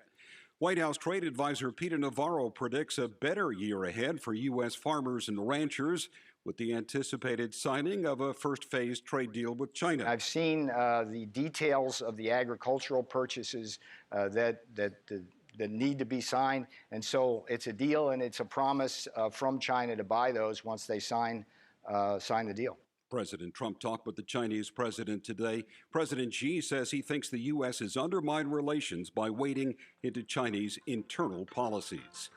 On Wall Street, the Dow up 123 points. I'm Mike Moss. It's time to check the roads in the KDON Traffic Center. This report sponsored by Big O Tires. Watch for slowing for the crash I-15 northbound at Russell, but the slowing pattern has improved nicely, so a nice recovery from the rush hours well underway. On the surface streets, an accident on Cactus near I-15. Also an injury wreck, Southern Highlands Parkway at Somerset Hills Avenue. And watch for slowing for a crash, Rainbow at Wigwam, police on the scene. At Big O Tires now through Monday, December 30th, buy 2 tires, get 2 free. Good on select tires with purchase of a 1-year alignment and tire protection package through December 30th at a participating Big O Tires. I'm John Michaels from the KDON Traffic Center. It's open enrollment season, and Medishare is the Christian healthcare sharing ministry that saves most families about $500 a month. Google Medishare and see if it's a fit for you. Medishare, healthcare you can believe in. If your retirement plan is on set it and forget it, it's time to take control. Tune in for Financial Safari with America's Wealth Coach and best-selling author, Coach Pete D'Arruda. For more than 25 years, Coach Pete has been helping people just like you plan for retirement. Join Coach Pete every week as he discusses topics like why your retirement plan should also be an income plan and how to make sure you're getting the most out of your 401k. Financial Safari with Coach Pete, Saturday morning at 10 a.m. and Sunday afternoon at 2 on 101.5 FM, 720 a.m. KDON. I'm attorney Glenn Lerner. Some people don't want to hire a lawyer after a car wreck because they feel sorry for the person who hit them. They think the at-fault driver will be the one who actually has to pay. I'm Kevin Rowe, and the truth is, in most cases we handle, the insurance company pays for the at-fault driver's lawyers, court costs, settlement, or verdict. The at-fault driver doesn't pay anything. In court, the jury is never allowed to hear this. Hurt in a wreck, need a check? Call Lerner and Rowe. Lerner and Rowe is the way to go. Call 877-1500. Scott Guido, managing attorney. Kevin Rowe is only licensed in Arizona, New Mexico, Oregon, Washington, and Illinois. From office parties to family get-togethers, if you tend to overdrink, the holidays aren't always the most wonderful time of the year. But quitting completely? Well, that's just not realistic. Sound familiar? Meet LifeBack, a modern science-based approach that allows you to effectively cut back on your alcohol consumption. LifeBack makes drinking a choice rather than a need. LifeBack is completely private, with online doctor consults, medication delivered discreetly to your doorstep, coaching and support tools through the app. LifeBack has a free online doctor consultation, 30-day money-back guarantee, and costs less than 1 drink per day. Don't wait for end-of-the-year regrets. Starting the physician-approved LifeBack program now will allow you to drink normally during the holiday season and go into the new year healthier and happier. Visit lifebac.com or call 888-959-8858 today to learn more. That's lifebac.com or call 888-959-8858 today. The Vegas Strong Resiliency Center is a safe haven, a place for residents, visitors, and responders affected by the tragic events of the 1 October shooting incident. Staffed with compassionate professionals, services include victim advocacy and support, counseling referrals, and help accessing the FBI's Victim Assistance Services website. The center is located at 1524 Pinto Lane. It's open weekdays from 10 a.m. to 7 p.m. For more information, call 702-455-AID or 1-833-2998. Hearing loss is a growing health issue, but did you know that an estimated 1.1 billion young people worldwide are at risk of developing the condition? Limit your exposure to loud noises and use ear protection when attending sporting events or concerts. Also, limit your earbud headphones to no more than 60 minutes at a time and at 60% of the volume. And talk to your primary care physician or other health professional to get a hearing test. Go to www.hearingloss.org. A public service message from the Hearing Loss Association of America, High Health Innovations, and this station. Las Vegas's only FM news talk station is right here. The new 101.5 FM, 720 AM, KDON. Right now, the day's biggest news stories from a Vegas perspective. This is the Vegas Take with Sharp and Shapiro.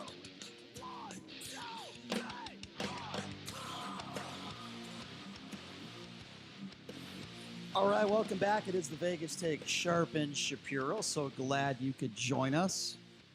We're talking about the Democratic debate last night. We were talking about Sarah Huckabee Sanders' comments on Twitter going after Joe Biden and really making fun of anybody that has a stutter. And I never called myself a person of faith. I never called myself a religious person. But I don't talk like that. I don't make fun of somebody with a stutter that I don't know. I don't do that. I mean, it's the lowest hanging fruit. It would be like calling Sarah Sanders, overweight. Yeah, which I wouldn't do, by the way. Exactly. I don't care. I don't care. What Sarah Sanders looks like. What I care about is what's inside and the things that come out of her mouth. And I think that's character. I think that shows character. Now, she did apologize.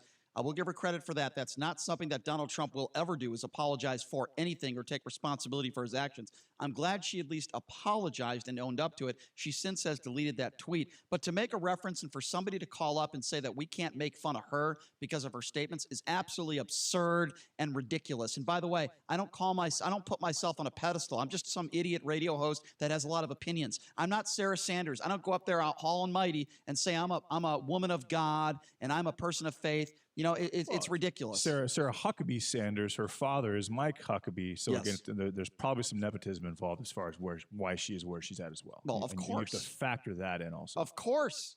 I don't disagree with that at all. So we're taking your phone calls on that at 257-5396. I also want to talk about Elizabeth Warren. I've never been a supporter of hers. I think she's a phony. She needs to get off the stage.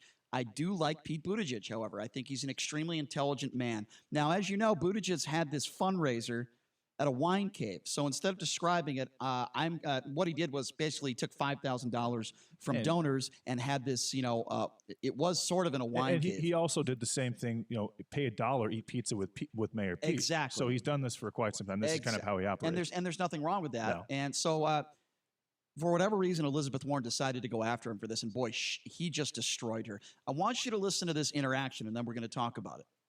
The mayor just recently had a fundraiser that was held in a wine cave full of crystals and served $900 a bottle wine. Think about who comes to that. He had promised that every fundraiser he would do would be open door, but this one was closed door. We made the decision many years ago that rich people in smoke-filled rooms would not pick the next president of the United States. Billionaires in wine caves should not pick the next president of the United States. Mr. Mayor, your response. According to Forbes magazine, I am literally the only person on this stage who's not a millionaire or a billionaire. So if this is important. This is the problem with issuing purity tests you cannot yourself pass. If I pledge never to be in the company of a progressive Democratic donor, I couldn't be up here. Senator, your net worth is 100 times mine. Now, supposing that you went home feeling the holiday spirit, I know this isn't likely, but stay with me, and decided to go on to PeteForAmerica.com and give the maximum allowable by law, $2,800. Would that pollute my campaign because it came from a wealthy person? No, I would be glad to have that support. We need the support from everybody who is committed to helping us defeat Donald Trump. You know what? And you know what? He just absolutely destroyed her because, first of all, she's one of those rich people. That's what's so amazing about this. And if he didn't have that wine cave event, he would not have been able to be on the stage. He made so many great points. He is a very intelligent person, and she is a complete moron, okay? I don't even think she's extremely intelligent. I really don't. She says dumb things. Clearly, she doesn't even know that the maximum allowed donation is $2,800. Not only that, JD. It would require, he would need 300 of those to get $1 million. But, JD, it's not only that. Until recently, Elizabeth Warren was doing the exact same thing. She was taking large donors' money from large. So what is she talking about? The one thing she hasn't done is she hasn't taken large tech money. She hasn't taken Silicon Valley money.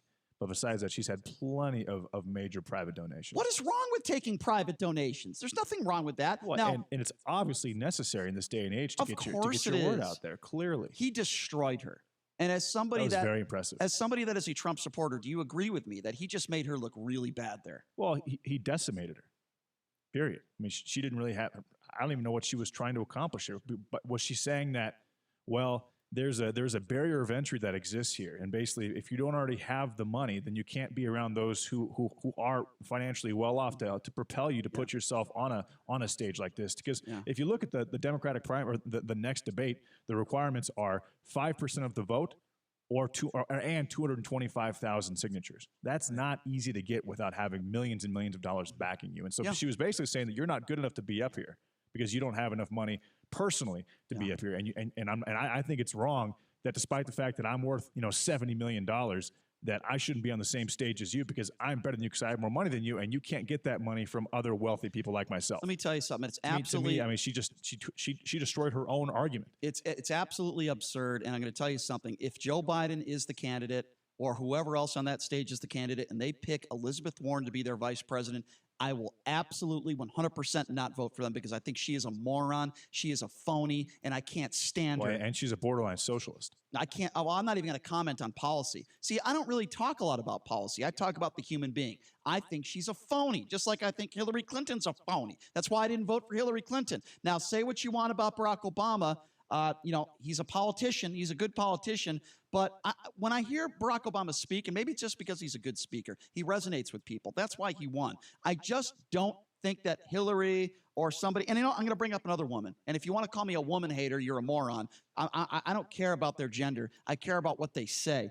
And Amy Klobuchar, the woman who eats salad with a comb because her interns force her to clean her combs, and she treats her interns like complete. Yeah, she treats her interns like complete crap. Is that the kind of person you want to be the president of the United States? Someone who treats their interns like crap? Okay. And no, I'm not talking about Bill Clinton and Monica Lewinsky. To me, that's pretty bad too. But do you remember all the stories that came out about Klobuchar? She's in an airplane, and she gave an intern hell because she didn't have a fork for her salad. So she made the intern clean one of her combs, and she ate first of all, who eats a salad with a comb? I'd rather eat it with my hand than a comb. That's number one. And number two, she decides to go after Pete Buttigieg yesterday. And again, Buttigieg just absolutely destroys her. Have a listen to this exchange.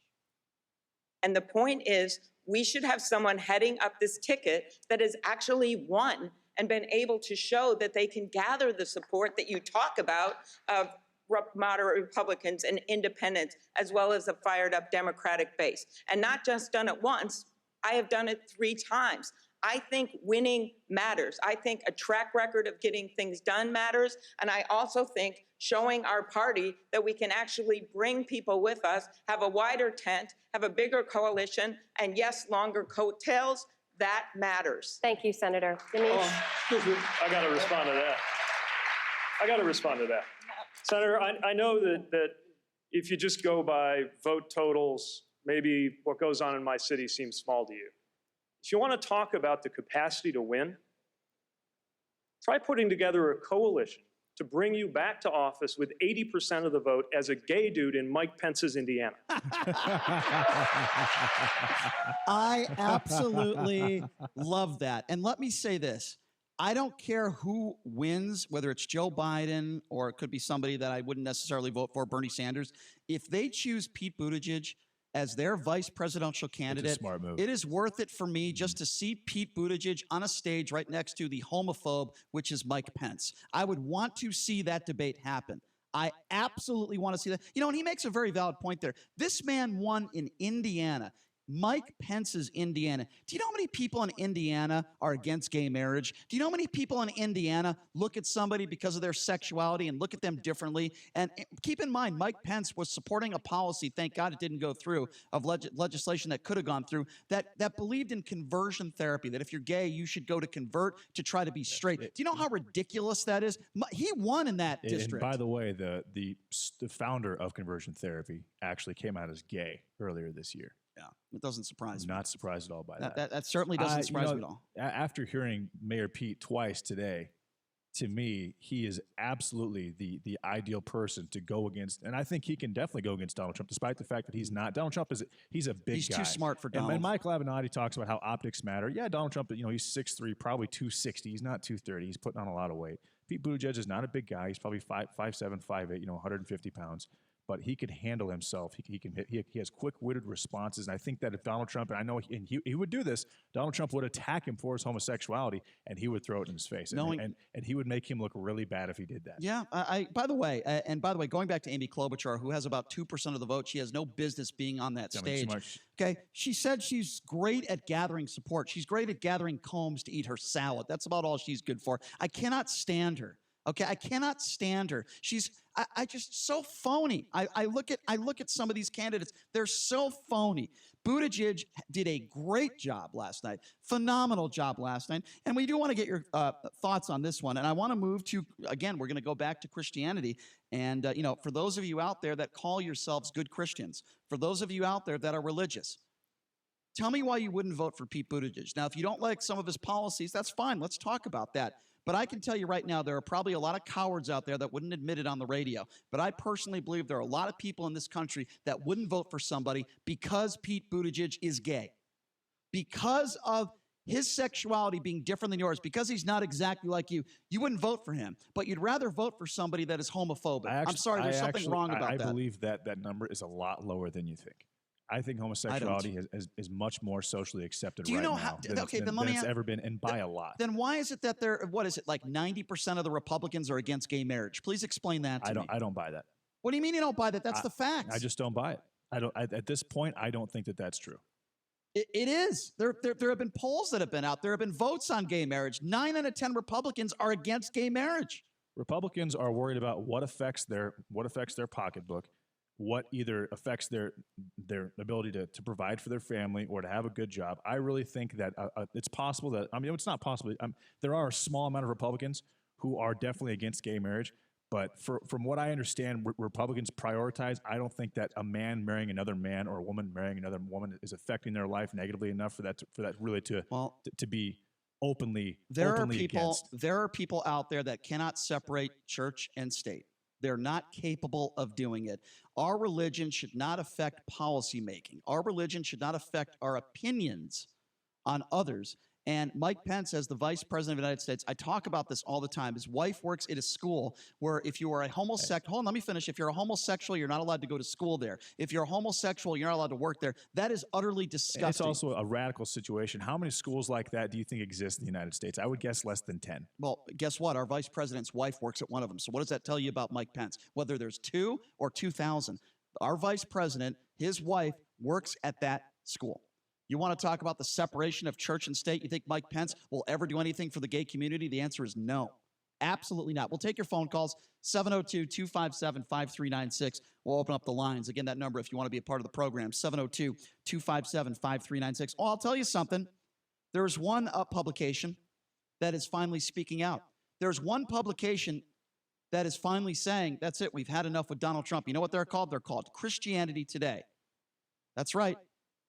That's right. They're helping evangelical Christians interpret the news in a manner that reflects their faith. And they're saying that the impeachment of Donald Trump is a significant event in the story of their republic, and they're saying that it requires comment.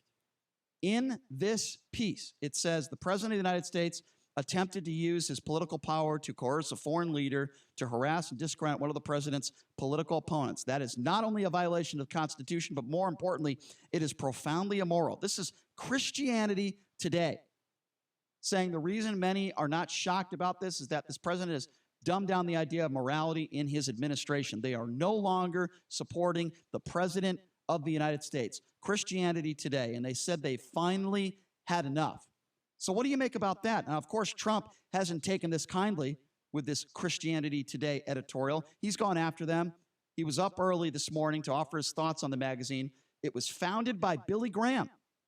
And he's in the stance, he says, a far-left magazine, or very progressive, as some would call it, which has been doing poorly and hasn't been involved with the Billy Graham family for many years. Christianity Today knows nothing about reading a perfect transcript of a routine phone call. Trump also went on to attack the magazine, saying he would never read the magazine anymore. Of course, because anybody that disagrees with Donald Trump, unless you're on the Fox Trump network or Fox and Friends, Trump is going to go after you unless you kiss his ass. The number to call, 702-257-5396. Again, that number to call is 257-5396. What do you think about this? What do you think about this publication, this editorial by Christianity Today? To me, this is a big deal because this is the ultra-religious right, at least some of them, that have said, that's it. This man is not moral. We can't support him anymore. 257-5396. Let's go to Elias. Elias, thank you for calling in. What's on your mind? Hey, how you doing there? Hey, what's up, Elias? Good. Well, the thing is, you talk about the separation of church and state, and you guys always mention that as if it has to do with us keeping church out of the government, when in reality that term came about the government staying out of the church's business, okay? Now, when it comes to Christianity and the government, I mean, our government was founded on that. To protect everyone, okay? So do you think everybody's protected? Well, part of Christianity is the fact that there are morals, and part of those morals is against adultery, against things like I'm sorry, but gay marriage. Okay, so hold on. Let's start with that. Not to discriminate against gays or anything like that. So let me ask you a but question to say then. to hate Okay, them. Elias, I get your point. So let's talk about those two things. Let's start with adultery. Why would Mike Pence work for Donald Trump if he is a very good Christian, a person of Christian faith, when Donald Trump has committed adultery on numerous occasions with several wives? Why would he work for a guy like that then if he calls himself a good Christian? Please answer that. So you're saying that he's unperfect, so yet I didn't say. for the job. I didn't say. No, you're the one who brought up adultery, not me. I'm not using the term unperfect. Of course. So do you think? And myself? Yeah. I have sin in myself too, but it doesn't mean that I'm not qualified for repentance. Okay, so let me ask you another question then. forgiveness. Since you want to talk about sin, it is the. I would assume it's your opinion that if you are gay, it is a sin. Why won't you still let them get married? If you think a sin, you can be forgiven. Why wouldn't you let two gay people marry? It's not about not letting them marry. It's about you not voting for it. Okay. No, I'm asking you a very. Are you okay with gay marriage? Yes or no? No. That has nothing to do with vote. You just made my point for me. Elias, I'm sure, Elias. It's not Elias. It's Elias, right? That's your name. Either way. Okay, Elias. Are you a Republican or a Democrat? Oh my! Really? You're going to ask him that question? Just stop. Well, here it is. I'm a Republican. What a shocker! Wow, what a shock! No, I'm just so shocked Elias, to hear that. Let me ask you this: how does a man marrying another man affect you negatively, personally? It doesn't. But I'm not going to vote for it. Okay, knowing that it's against my Christian beliefs. Right. So because if someone is not like you, you're not going to vote for it, and you want others to live their lives exactly like you. That's very Christian of you. Thank you so much for calling in. Boy, I thought you were going to say you were a left-wing liberal. I'm so shocked you're a Republican. 257-5396 is the number to call. 702-257-5396. Let's go to Dave. Dave, you're next on the Vegas Take. What's up? Hey, what's up, Dave? Hey, what's going on, guys? Love the show. Thank you. I just found you a couple of weeks ago, but well, thank you. I appreciate it. Thank you for stumbling into the Vegas Take, my friend. We grow on you like fungus. Thank you. Appreciate that, Dave. Thank you, Dave. I'm a Democrat, and I want to comment on Mayor Pete there. Sure. I won't vote for him because he's gay, but not for the reason that you think. Okay. My thing is, he's on the world stage, and we have countries out there that are throwing gay people off the roofs. They're not going to shake his hand. What is our foreign diplomacy going to look like? That's a valid point. That's a very valid point. That's a valid point. But listen, that was my only point. I would vote for him. Yeah.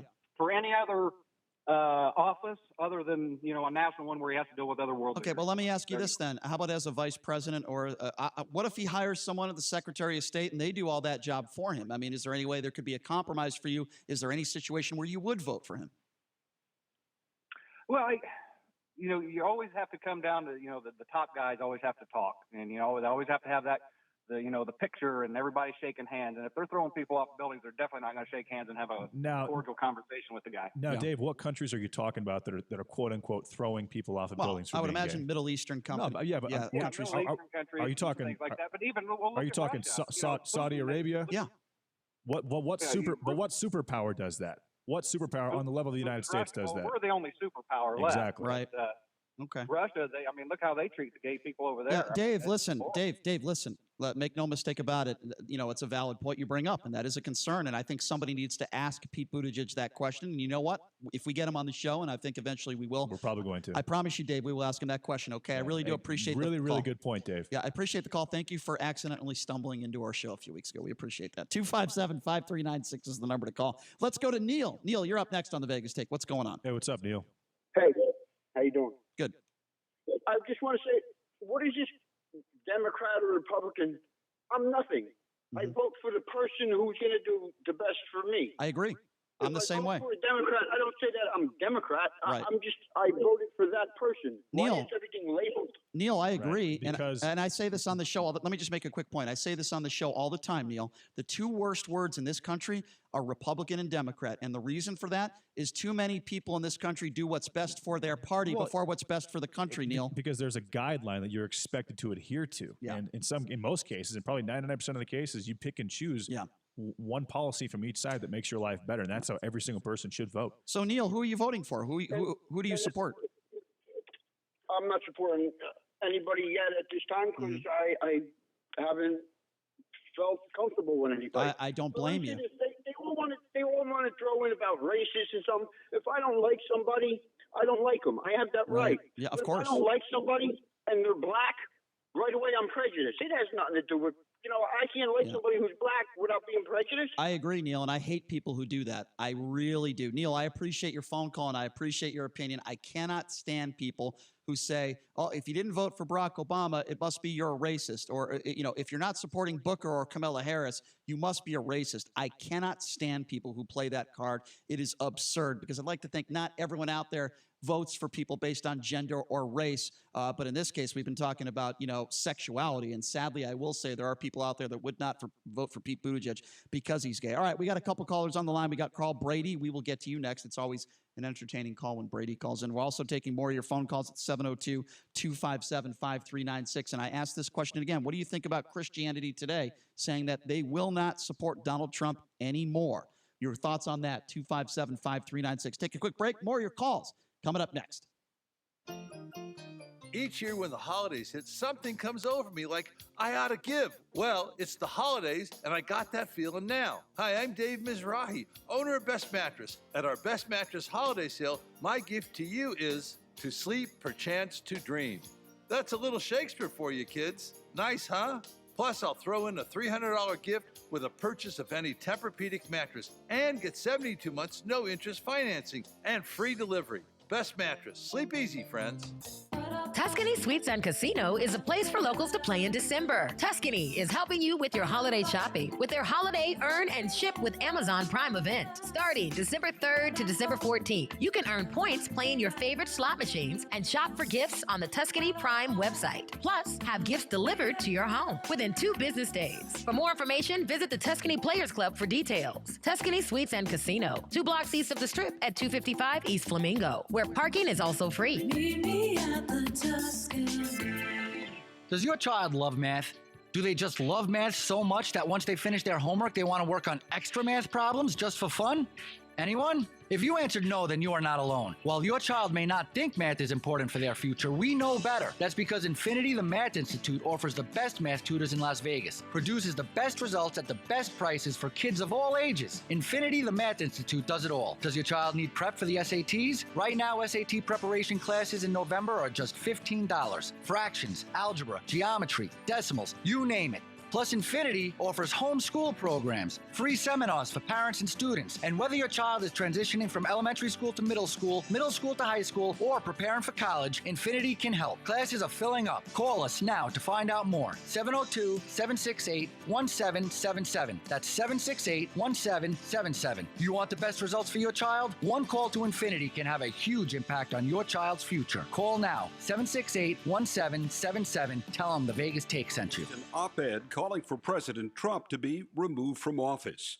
Mark Golly says he believes Trump has abused his power for his own personal gain. The question is, when does his behavior, which is described as immoral accurately, rise to the level where he's no longer fit to serve office? And to me, we cross that line with the impeachment hearings. Trump calls the publication a far-left magazine.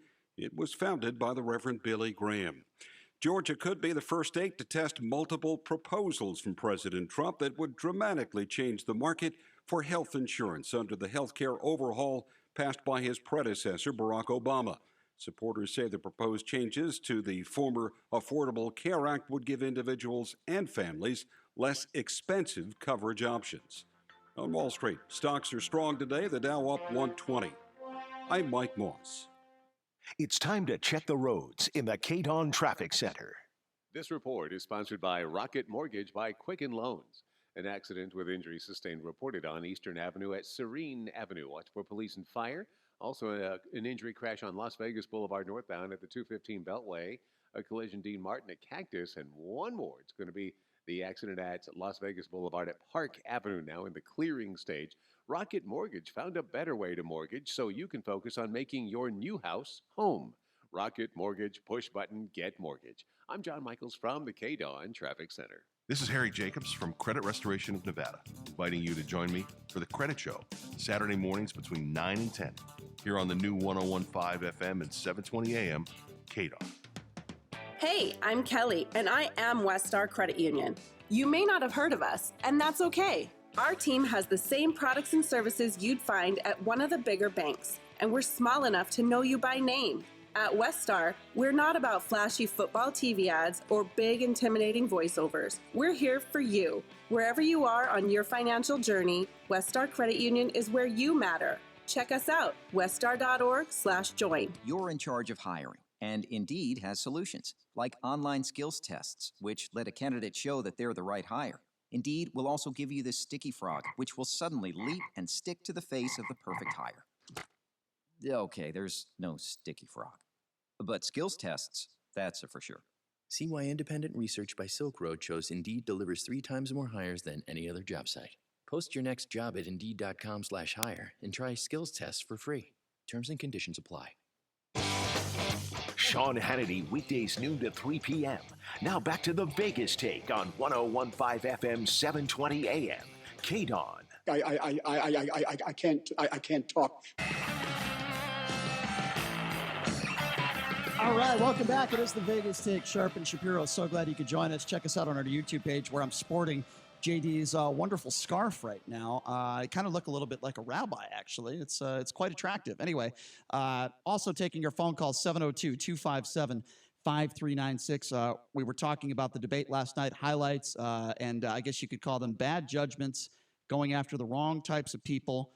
Again, that number 702-257-5396. And look, this is a big story. Make no mistake about it. When Christianity Today comes out and says things like this about Donald Trump, that they won't support him anymore, also went on to say, no matter how many hands we win in this political poker game, we are playing with a stacked deck of gross immortality and ethical incompetence. And just when we think it's time to push all our chips to the center of the table, that's when the whole game will come crashing down. That is very, very interesting and important. Again, that number to call if you want to be a part of the show, 257-5396. Let's lead off with Brady. Brady, you're next on the Vegas Take. Hey, what's up, Brady? Yeah, good morning, gentlemen. I'm calling in today with a heavy heart, just like Nancy. But the media, you were talking about, the Christian magazine, Billy Graham's son or whoever that wrote some stuff down again for the media to look at. You know, all that is the media has been weaponized since day one after Trump took office as another weaponry tool under Obama, along with the FBI and the NSA and the DOJ. Yeah. And that all it is a tool. And that's what's been used for how many years now to destroy Trump. All right, so let me ask you a question then, Brady. And I think it's a very simple question. Forget about whether Donald Trump is a Republican or a Democrat. I'm not sure you can do that, but let's try to do it for 10 seconds. And let's talk about the essence of this article and the reason why this publication is no longer supporting Donald Trump. And I'll ask you this very, very simple question. In no way, shape, or form do I think our president should be perfect. But do you think Donald Trump and his behavior is moral? It's a very simple yes or no question, and I'm asking you to be intellectually honest for 10 seconds. Can you do that? Is it moral? Is Donald Trump a moral human being when he goes after Dingle and he says, you know, makes the reference that he's looking up from hell? Is he moral when he cheats on his wives, multiple wives? Is he moral when he goes after... Only God has the right Don't to you... No. Don't you... Brian Poppins does too, Hold because Brian's on. perfect. Okay, don't use God as a scapegoat and an excuse. I'm asking you, Brady, a very specific question. Do you think Donald Trump's behavior is moral? It's a yes or no question, and if you can't answer it, quite frankly, I'm going to move on to the next call. I actually think it's yes, it is. He's fine. Really? He's no very problem. So Donald Trump is a very moral person for having unprotected sex with a porn star 2 months after his wife has a child. That happens all the time, Brian. You wouldn't be here. That happens all the time? So you're telling me you're married and you've cheated on your wife with a porn star and had unprotected sex? What did your father tell your mother when you were born? Let me tell you something, and now you're going to listen because you're asking about my family. Let me tell you a little something about my family. Okay, Brady? My family, my parents have been married for 30 years, okay? Great. My father, the only woman he has ever been with in his life is my mother. My mother has never cheated on father, and guess what? I'm not a perfect human being.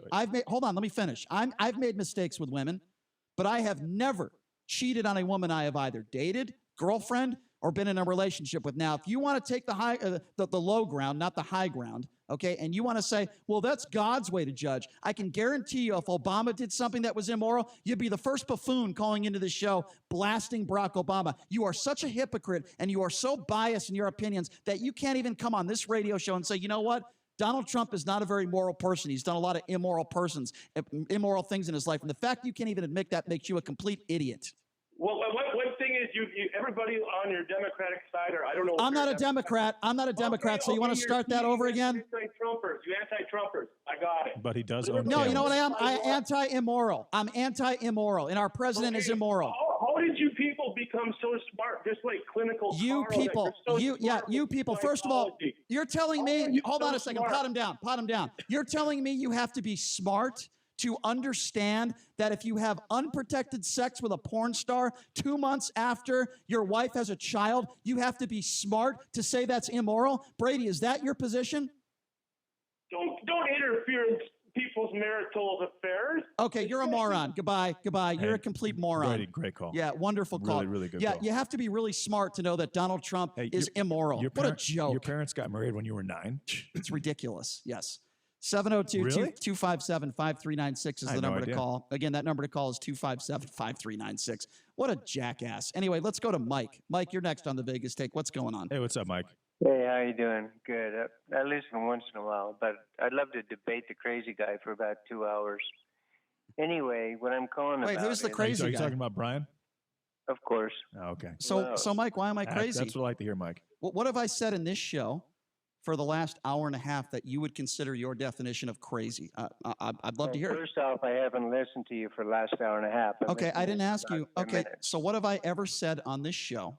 Give me one example of something that you think is crazy, because you just labeled me crazy. Well, you what I heard the other day was you said some lady was with Oprah Winfrey. What? Yelling and screaming at people and not letting them Oprah talk. Winfrey? Talking You about- do the same thing. First of all- she's talking. He's talking about Okay. the Meghan McCain Oprah Winfrey situation. First of all, Oprah. This had nothing to do with Oprah Winfrey. I don't know what I'm you sorry, both are I'm sorry. talking No, about. I'm sorry, The way Whoopi that Goldberg. You talk, the way that lady talked. You were saying that lady's That lady. interrupting everybody. Can you be a little more doesn't listen to specific? anything. Because you're talking crazy. Can you please be a little more specific? Thank you. Let's go over my question first. Is Yeah, that no, all right? no. You called. No, it's not all right. You called me crazy. Now I want to know a specific situation of something that you want. Are you talking about Meghan McCain? By the way, it's called The View. It's not Oprah Winfrey. So why don't you get your facts right if you're going to call into a 50,000-watt radio station? See, to me, I'll tell you what the definition of crazy is, Mike. I'm going to call into a 50,000-watt radio station, and I don't know the difference between Oprah Winfrey and Whoopi Goldberg. Why? Because they're both black. You mix up the two? What the hell is wrong with you? Whoopi Goldberg has done a bunch of movies. She's been a comedian for a very long time. You don't know the difference between the two of them? You don't know who Oprah Winfrey is and Whoopi Goldberg is? I think you're crazy. Now go ahead with your crazy, You know, stupid comment. I'm sorry. I did make a mistake. At Yeah, least I you can- did. And you also made a mistake calling me crazy because you haven't come up with one logical thing that I've done or said on this show that is crazy. I'll give you another chance. Go ahead. But don't bring up Oprah Winfrey, dummy. What is the reason why the gay man? You sound like Joe Biden. You sound like Joe Hey, Biden, Brian, who stuttered Brian, yesterday. Let him No, finish. I'm Go just ahead. asking a simple question. Yeah, I'm waiting for it. Go ahead. Do you know why that the gay people wanted marriage to be whatever? Yeah, whatever I it think is? I do. Yeah, let me answer your What question. is that? You asked.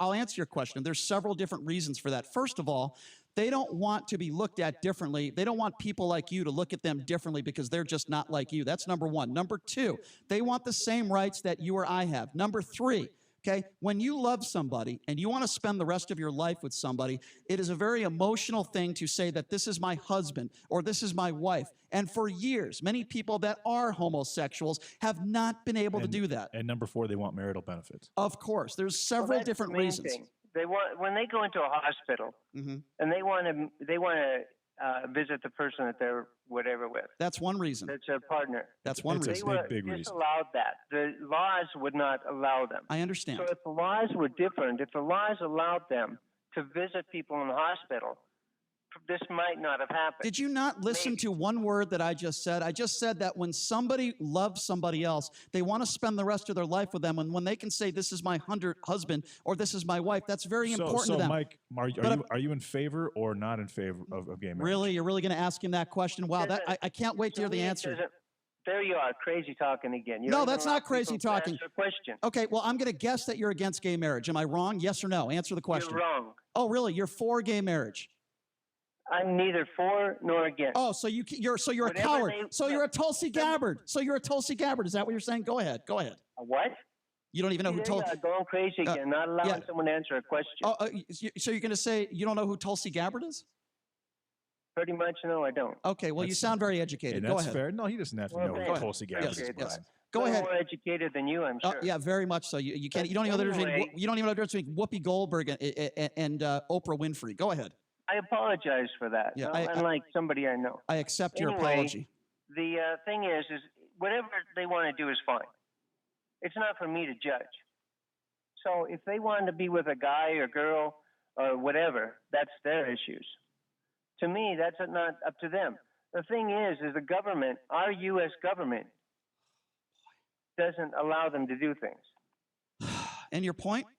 That's the point you were trying to make when you called into the show. Our government's screwing everything up. Okay. Our government's messing So why didn't things you up. just? Let me ask you a question, Mike. Why didn't you just start this conversation by saying he that? wanted to tell you were crazy Yeah. first. So you start the conversation, and you just said you don't like judging Which people. sent you into orbit. Yeah. Well, you start the conversation by calling me crazy, and then you cannot come up with one logical reason why I am, and then you say you don't judge people. You're a hypocrite. 702-25. No. You're done. The now. last 5 minutes, he didn't really have to say anything. You kind of just did it yourself. He didn't make one logical point in that entire phone call, and he wasted 5 minutes of our show. I want 5 minutes of my life back. Mike, in closing, I'll just say I think you're crazy. Hey, good call, Mike. You need to go to a mental institution. 702-257-5396 is the number to call. Let's go to JJ.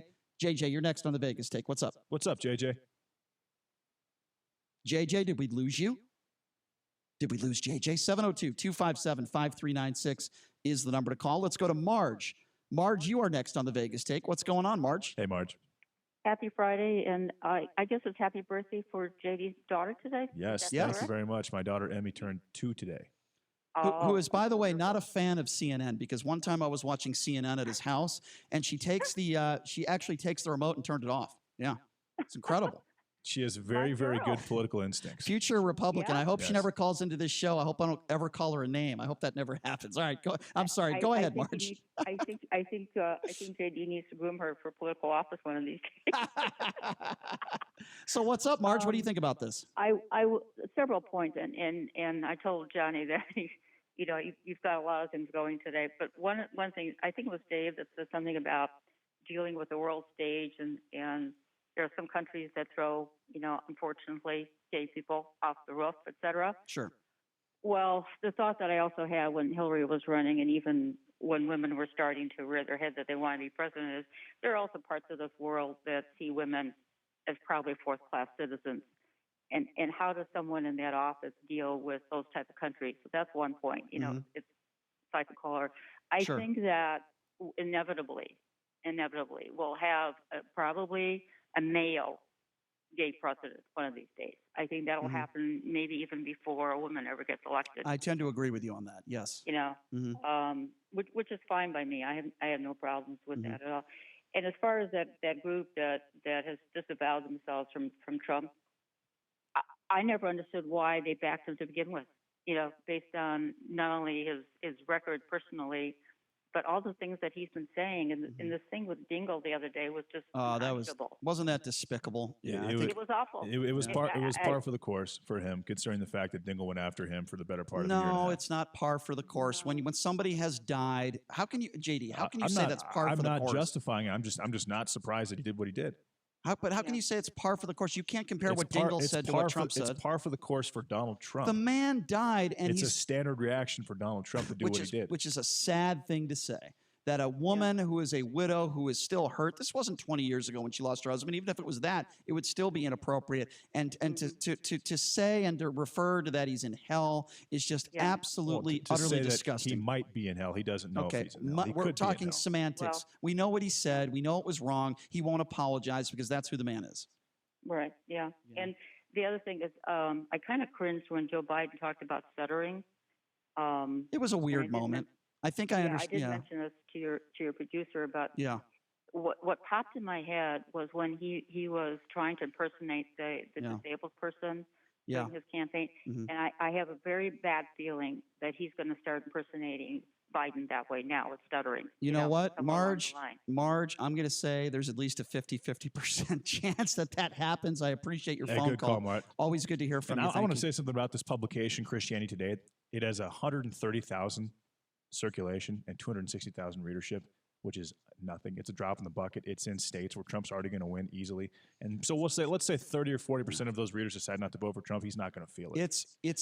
And the son of the person who started the magazine, Franklin Graham, Billy Graham's son, went out and said, my father would not support this particular article. Okay, but and he thought Donald Trump was the best candidate. Here's what I would say to that. Just because you're not a member of their publication doesn't mean you don't see this story. You're assuming just because you are a member, you read this publication, they're the only people, votes that could be changed. What you're not understanding, I don't think, is that this is a national story.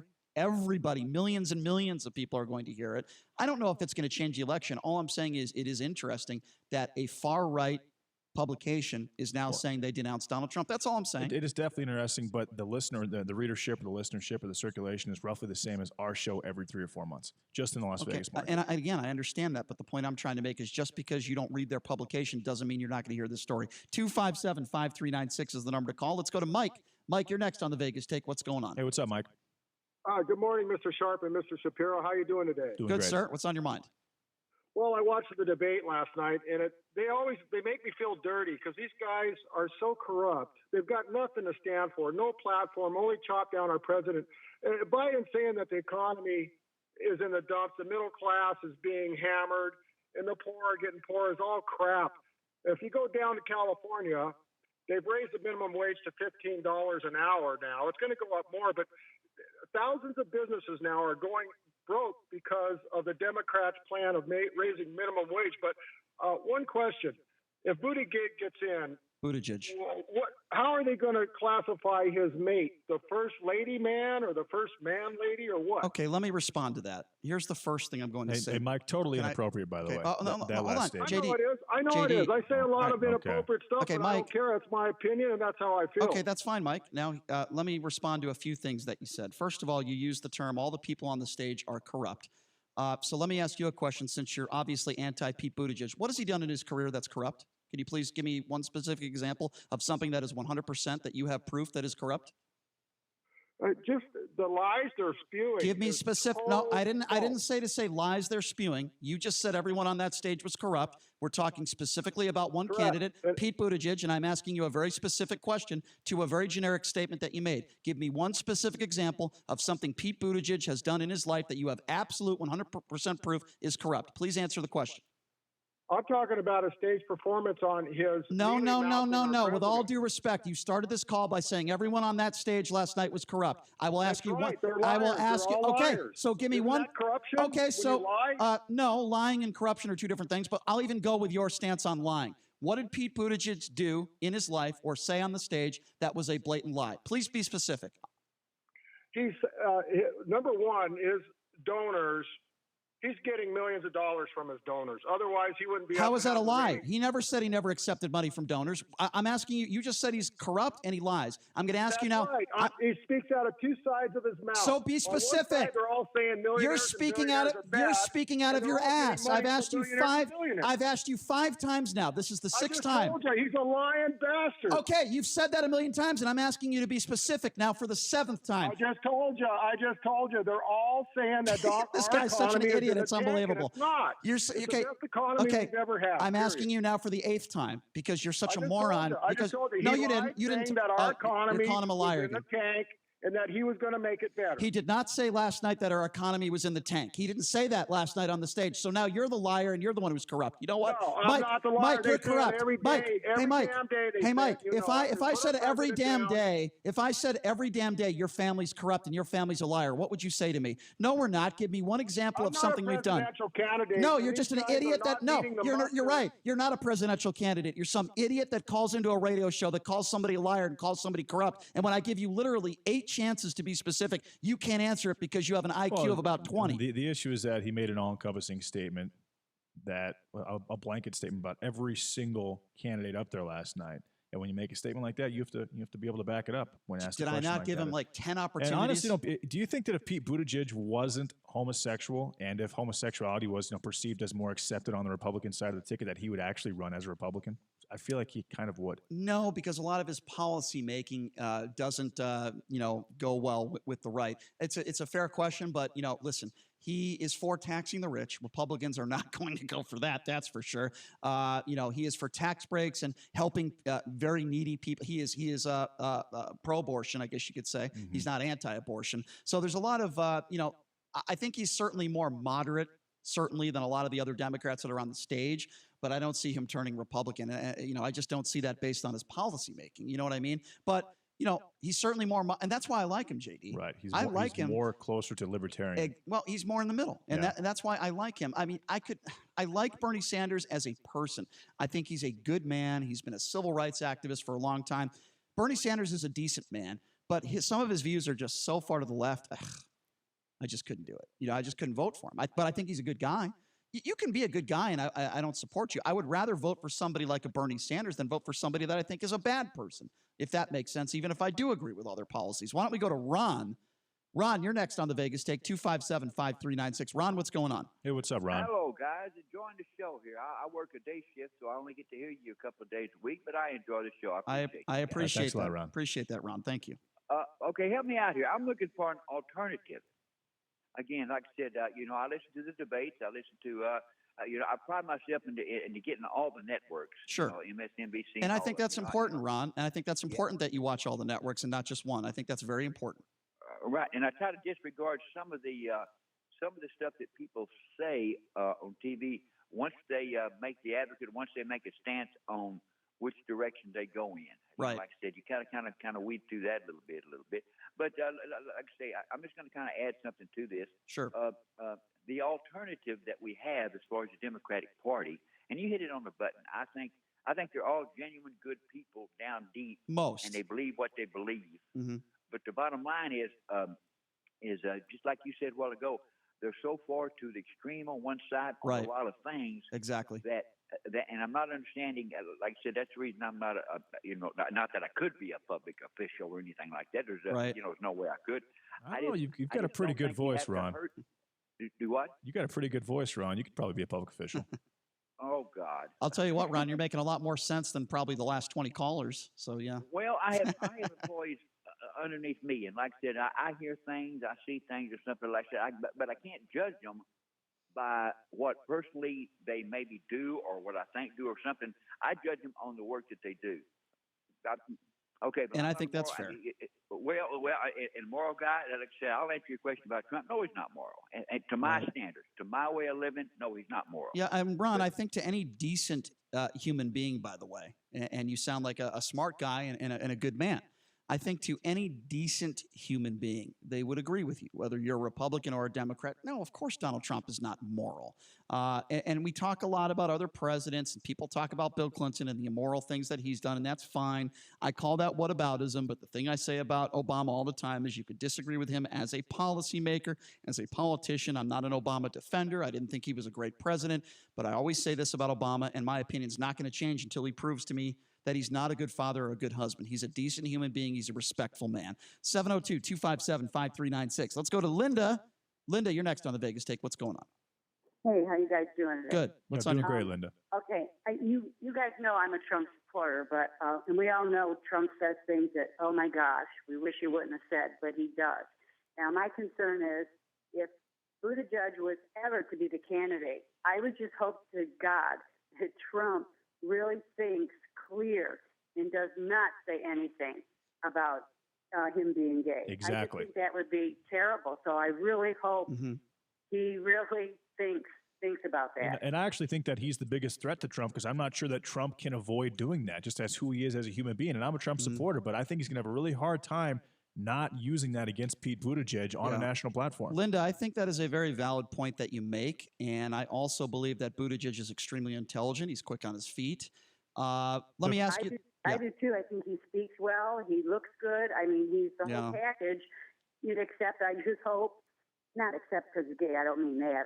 I understand. I understand. Trump can control his mouth or whatever. Linda, whatever you want to say. Linda, you make a valid point. I know you're a Trump supporter. There's nothing wrong with that. And I think you bring up a very valid concern that I think other Republicans would fail to be honest and admit. Linda, it's good to hear from you, and I appreciate the phone call. Good call, Linda. One thing about Sure, Bloomberg. Sure, go ahead. Remember when Bloomberg said he complimented Cory Booker and he said he spoke very well? Do you remember that? I do.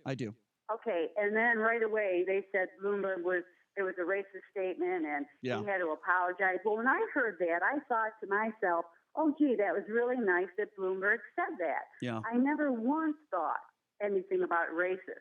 So instead of him apologizing, he should have just said to them, you guys must be the racist ones for even thinking that. Yeah, I mean, that's a valid that's what point. he should have said. Yeah, no, you're right, Linda. I don't disagree with you. Really good call. And let me just say this: the last thing we need in this country is another billionaire that's running this country. I do not support Bloomberg. I think he's a little nuts. He reminds me, his mannerisms are very similar to Rudy Giuliani. I guess I will just leave it at that. I've got about, I don't have enough time to take another call. I apologize. There's more people on hold. I apologize to you guys. Sometimes, man, you're just up against the clock. You're up against the break. We just did 90 minutes straight of phone calls. That happens with live radio. I'm sorry I couldn't get to all of you. This is going to be a lot of fun coming up next. We're going to be getting to my mother. That's right. Denise will be calling into the show next, and we are going to be psychoanalyzed on the show. So if you think I'm crazy, if you think I'm a nut job, well, we're going to find out if that's actually true. Coming up next on the Vegas Take. Be back right after this. Do you have pain? Do you want natural relief? Tune in to Natural Pain Relief and Wellness with Dr. Devin Luzad, Spinal Care of Nevada, Sundays, 10:30 a.m. on 101.5 FM, 7:20 a.m. KDON.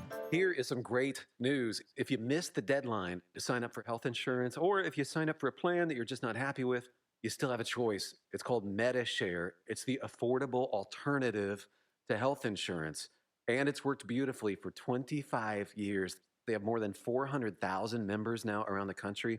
MediShare is a Christian healthcare sharing ministry, and over the years, members have shared over $3 billion of each other's medical bills, so they could help share your needs too. And best of all, you could save a lot of money with MediShare. The typical savings for a family is about $500 a month. Your savings could be more or less, but think about what you could do with that extra money every month. You're not stuck with a high-cost health plan. You can join MediShare anytime, so call them today and check it out. Here's the number to find out more, and there's no pressure. They are super easy to talk to. Call 844-91-BIBLE. That's 844-91-BIBLE. 844-91-BIBLE. Looking for that perfect new piece of furniture for your home? A New Concept Furniture is the place to start and end your search. They'll beat any price on the internet, and they're here locally, so you can feel what you're buying first. Go to A New Concept Furniture today at 4255 South Grand Canyon to see for yourself the slick, modern, shiny store that mirrors our shiny city. A New Concept. Check out their showroom or call them at 702-570-2240. That's 702-570-2240. Hey, this is Matt Franco, inviting you to bring home the magic that comes with saving a life. Every day at the Animal Foundation, you'll find hundreds of loyal, loving shelter pets looking for their permanent homes. Visit the Animal Foundation's new adoption center today or find your pet online at animalfoundation.com. Kilmeade, Hannity, Levin. 101.5 FM, 720 AM, KDWN, Las Vegas, a Beasley Media Group station. Deceit denied. Pelosi invitation. I'm Mike Moss. I just don't think that you can get that level of coordination to do that kind of deception. Joint Chiefs Chairman Milley is denying a coordinated campaign to deceive the public about the war in Afghanistan. The story from correspondent John Stolas. Last week, a report in the Washington Post, now dubbed the Afghanistan Papers, reported officials inside the Bush and Obama administrations, as well as the Pentagon, continued to paint a rosy picture of the situation in Afghanistan, despite internal assessments of mismanagement and a low level of confidence and clarity in the mission. However, Chairman of the Joint Chiefs of Staff, General Mark Milley, pushed back on that claim to reporters. I find that a bit of a stretch, more than a bit of a stretch. I find that a mischaracterization. Milley says he never misled anyone. I and many, many others gave assessments at the time based on facts that we knew at the time.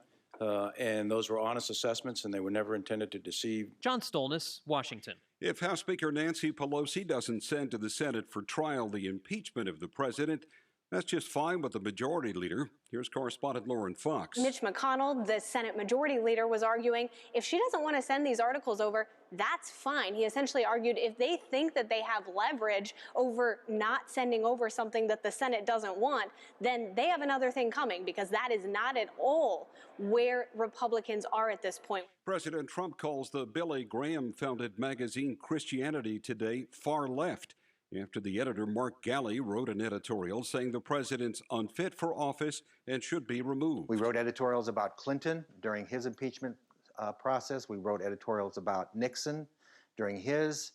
This struck me as rising to that level, and it needed comment. House Speaker Pelosi's invited President Trump to deliver the annual State of the Union address to a joint session of Congress on February 4th. Invitation extended over Twitter. On Wall Street, the Dow up 121. I'm Mike Moss. It's time to check the roads in the KDON Traffic Center. This report sponsored by Valley Auto Mall. An accident on I-15 northbound near Charleston blocking the HOV and the two adjacent lanes, causing heavy delays right now. The slowing pattern is currently all the way from Tropicana. Expect heavy delays, and especially as soon as you get up to Sahara, up to Charleston, that's going to be a crawl. And a crash reported on the 95 northbound near Sunset. Vehicles off to the right. The Valley Auto Mall has over 7,000 vehicles to choose from. Shop, search, and compare at one convenient location. Visit the Valley Auto Mall in Henderson. It's the biggest one of all. I'm John Michaels from the KDON Traffic Center. It's open enrollment season, and Medishare is the Christian healthcare sharing ministry that saves most families about $500 a month. Google Medishare and see if it's a fit for you. Medishare, healthcare you can believe in. Warning, this product contains nicotine. Nicotine is an addictive chemical. The world is changing. Isn't it time smoking changed too? Vuse Alto is a vapor product offering you a satisfying alternative to cigarettes. Simple to use, surprisingly quiet, and impressively powerful. Our best vapor yet at our best price ever. 99 cents plus tax at participating retailers. 99-cent offer applies to Alto device. Pod sold separately. Underage sale prohibited. If your retirement plan is on set it and forget it, it's time to take control. Tune in for Financial Safari with America's Wealth Coach and best-selling author, Coach Pete D'Arruda. For more than 25 years, Coach Pete has been helping people just like you plan for retirement. Join Coach Pete every week as he discusses topics like why your retirement plan should also be an income plan and how to make sure you're getting the most out of your 401k. Financial Safari with Coach Pete, Saturday morning at 10 a.m. and Sunday afternoon at 2 on 101.5 FM, 720 a.m. KDON. Have you been nice this year? Well, right now it doesn't matter because Lerner & Rowe injury attorneys are giving even the naughty people a chance at a great Christmas gift during the Lerner & Rowe 25 Days of Giving. Sounds crazy, I know, but all you have to do is go to Lerner & Rowe's Facebook page, tell them what you want, like the page, and share it. A random winner is picked every day through Christmas. Lerner & Rowe is the way to go. Call 877-1500. Scott Guido, managing attorney. Kevin Rowe is only licensed in Arizona, New Mexico, Oregon, Washington, and Illinois. Imagine if a bad person got a hold of your guns, or even worse, your child. Be a responsible gun owner. Lock them up, and lock them up good in a high-quality Browning safe. Get up to 45% off during our year-end clearance happening right now at the Safekeeper. Scratch and dent and previous year model Browning gun safes deeply discounted. Plus, mention this ad and get an additional $50 off any Browning safe. The Safekeeper, 6220 West Charleston, across from Community College. Or visit thesafekeeper.com. 101.5 FM, 720 AM. KDON, the talk of Las Vegas. Right now, the day's biggest news stories from a Vegas perspective. This is the Vegas Take with Sharp and Shapiro.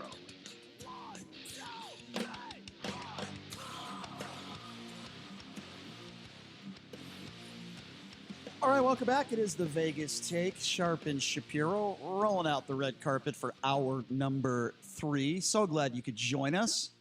Man, the holidays are right around the corner. Right after the show today, I am flying out to Connecticut to see my family. And I hate flying. I'm very claustrophobic. I absolutely hate it. But you certainly only have one mom and dad. Now, people call into this show all the time, and they call me crazy. They call me a lot of names. And, well, you know, let's find out if that's true or not. Maybe you might think my parents are crazy. Well, we have a clinical psychologist that is holding on the line that is currently listening to this. We're not going to have her on yet. We'll introduce her here in a few minutes. But right now, calling into the show for the first time is my mother, Denise. By the way, this wasn't my idea, Mom. This was our producer's idea, Mom. How are you? I'm fine, thank you. In fact, Dad just came home, so he could be on too. Oh, wonderful. So hopefully you guys can get into an argument live on the radio. That'd be great. Yeah, that'd be amazing. So, Mom. Hi, Denise. Mom, what went wrong with your son? Why do so many people think I'm crazy?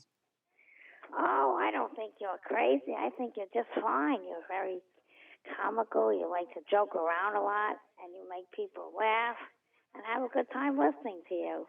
All right, this isn't the real mom that I know. The real mom that I know would be calling me names right now and be telling me to get my oil change. And I mean, how irresponsible am I? Be honest. Yes, you are a procrastinator. You're waiting I am. at a 3,000 miles. You'll be lucky if you change your oil 6,000 miles. Oh, that's fair. That's very fair. So, Mom, would you consider yourself crazy? Because a lot of people think that I'm crazy. Do you think you're a little crazy, Mom? Be honest. You're a little nuts. Now, listen, I was very successful PTA president, very prestigious school for 3 years. We had lots of doctors, lawyers, and I did fine. A PTA president? What does that have to do with being crazy? I don't understand. Well, if I'm crazy, I can't deal with 50 parents of a prestigious school. They would say, whoa, they can't deal with this PTA president. Get her out of there. All right, explain to me why my father, not your father, geez. Well, explain to me why my father is obsessed with duct tape. Anything that breaks in the house, he uses duct tape. I remember one time he drives like a car that's about 60 years old, and that's not a good thing. It's not an antique. And then, what is it? The side mirror falls off, and he uses duct tape to put it back on, and adhesive. There's duct tape all over the house, everywhere. If there is a dime or a quarter somewhere, it doesn't matter who owns it. He's always going to pick it up, and he collects his change. My dad's a little bit obsessive compulsive, isn't he? Well, he is with that duct tape. I mean, it's in the car all over the place, and your car, Hyundai Elantra, now has duct tape all around the place. So a lot of people think that your son is very spoiled, that I have a sense of entitlement, that I need to sit front row for basketball games or concerts. My co-host JD would at times call me very selfish. I've been called an a-hole plenty of times, which actually I agree with. Would you agree with people saying those things about your son? And please be honest. Forget that there are hundreds of thousands of people listening. Pretend like it's just you and me on the phone. Okay, well, this is who you see. You're just like your mom. And I can't look in the mirror and I was say, not a "This PTA lady's president. crazy." That's This not lady true. is not crazy. And a firstborn actually cannot be crazy because he was his baby picture exactly like his mom's. And he's like a comedian similar to his mom. I don't think he's crazy. I think he's comical. Where is the mother? Where is the mother that I know that constantly insults me and insults your husband and insults your daughter? Where is the mom that I know that is so abruptly honest and at times swears at people? What happened to that mom? We have the very nice mom that is saying nice things about your children, which is great. But what happened to that other mom? Why couldn't we catch you in a really bad mood? Well, I'll tell you why. Because there's so many people listening to this. Oh, is that what it is? I want Okay. them, your radio show is great, and if they think that the one has his own sports show is crazy, they might turn off the radio. Well, that's true. They're probably turning it off anyway. But okay, here's another question for you. How's the sex life with Dad? Be honest. Well, sex life. He's 70. I'll be absolutely honest. He's 71 years old. I'm 62 years old, and I happen to have a hormonal condition called hyperparathyroid. Oh, that sounds. I wish my girlfriends had that. That sounds well, good. One of the symptoms is increased sexual woe. So. All right, now I'm going to throw up. Sexual what? Yeah, sexual drive. Increased sexual drive. Is that my dad? Wait, hold on. He wants to take a nap. Is that my dad in the background helping you? Oh my God. When was the last time you guys had sex? Oh, geez, let's see. You're how old? You're 39. So it would have to be 40 years. Oh, I forgot. You have a sister 5 years or that, and she's 34. So probably 35 years ago. Wait, hold on a second. Okay, by the way, if you're just joining us, this is my mother, Denise Shapiro, on the line. You're telling me that the last time you had sex with my father was 35 years ago? Are you being facetious or are you being truthful? I'm being facetious. Oh, okay. Really, the truth is probably a couple of days ago. Okay, well, I'm flying out there today, so please do me a favor and tell Dad to keep his hands off you for at least a few days while I'm there, because that's disgusting. I do think I need some therapy. I'm asking my mom some very inappropriate questions, but that's okay. That's fine. So what's it like? What's like your life out there in Connecticut? Like, what is it? What do you guys do every day? I always wanted to know, like, what is an exciting day for you guys? Does my dad, does he ever take you out on a date? Does he ever spend money on you? Because I'll tell you, I was on a date out here in Vegas when you guys visited me several months ago. And I'm sitting there with my date, and you had already left town. So my dad is there.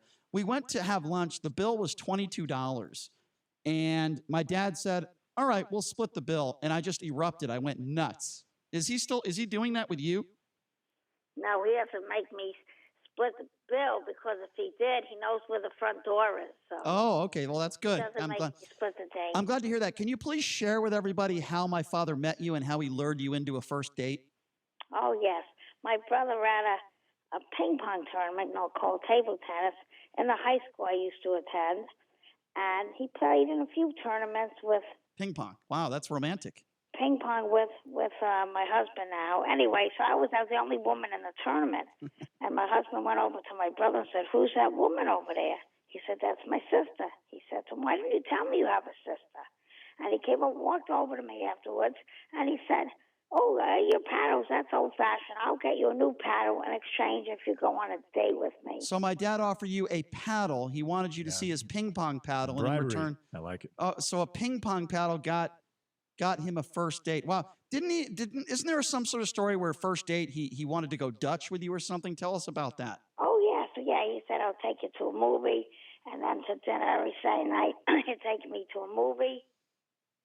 No, Yeah. first dinner, then a movie. Yeah. Then Friendlies used to be there. Friendlies for a Friendlies price, is like a Friendlies. diner. Yeah.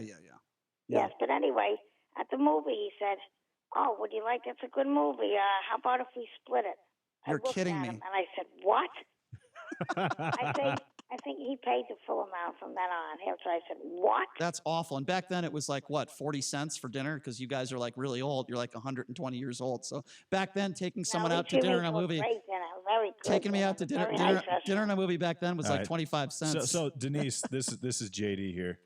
So privately, you've requested that Brian get his flu shot at least 120 times in the last 6 months. About maybe 125. Do you think that he has actually done that yet? It's a good question. Yes, I believe he did. He called up and told me I got my flu shot. And that's like a month after I told him to. But All right. Well, JD, you're a poker player. You am I telling the truth? No. Am I bluffing? I think you're bluffing. Okay, I'm not going to comment on that. I'm not going to comment on the air. I'm not going to comment on it. You're not going to say if you got No. your flu shot? No, I'm not going to Are comment. you serious? Mom, I got checked for STDs though. I have herpes. I did go to the doctor, and I am taking medication for that. I hope that's okay with you. that's okay because I'm your mom. I'm not your girlfriend. It's fine with me. Mom, I get about 2 hookers per week. We have unprotected sex, but listen. Dad told me to do it. It's his fault. Is that okay? No, with a hooker, I don't believe a hooker would make All right. any gentleman use a condom. All right. Well, we're not going to talk any more about condoms with my mom, but we are going to bring somebody on the line with us right now. That's an astute observation. She is a CEO, a consulting psychologist, and a health correspondent. She does a show out there in D.C. She is very smart, very intelligent. Her name is Alexis Moreno, and she's been on our show before. And boy, do we need a psychologist to talk about this. Alexis, thank you so much for being here. How are you? I'm having a great time. This conversation's very entertaining. Entertaining and sad at the same time. Okay, Alexis, so give me your opinions, your professional opinion. I know it's not a ton of information, but you got a little bit there of my relationship with my mom and the conversation that we've talked about. What are your initial thoughts being a professional? Oh, it's so super sweet. And I know you're saying it's not maybe as accurate as it is when you guys are offline, but I mean, you can just tell how much your mom is just trying to protect you in so many different ways.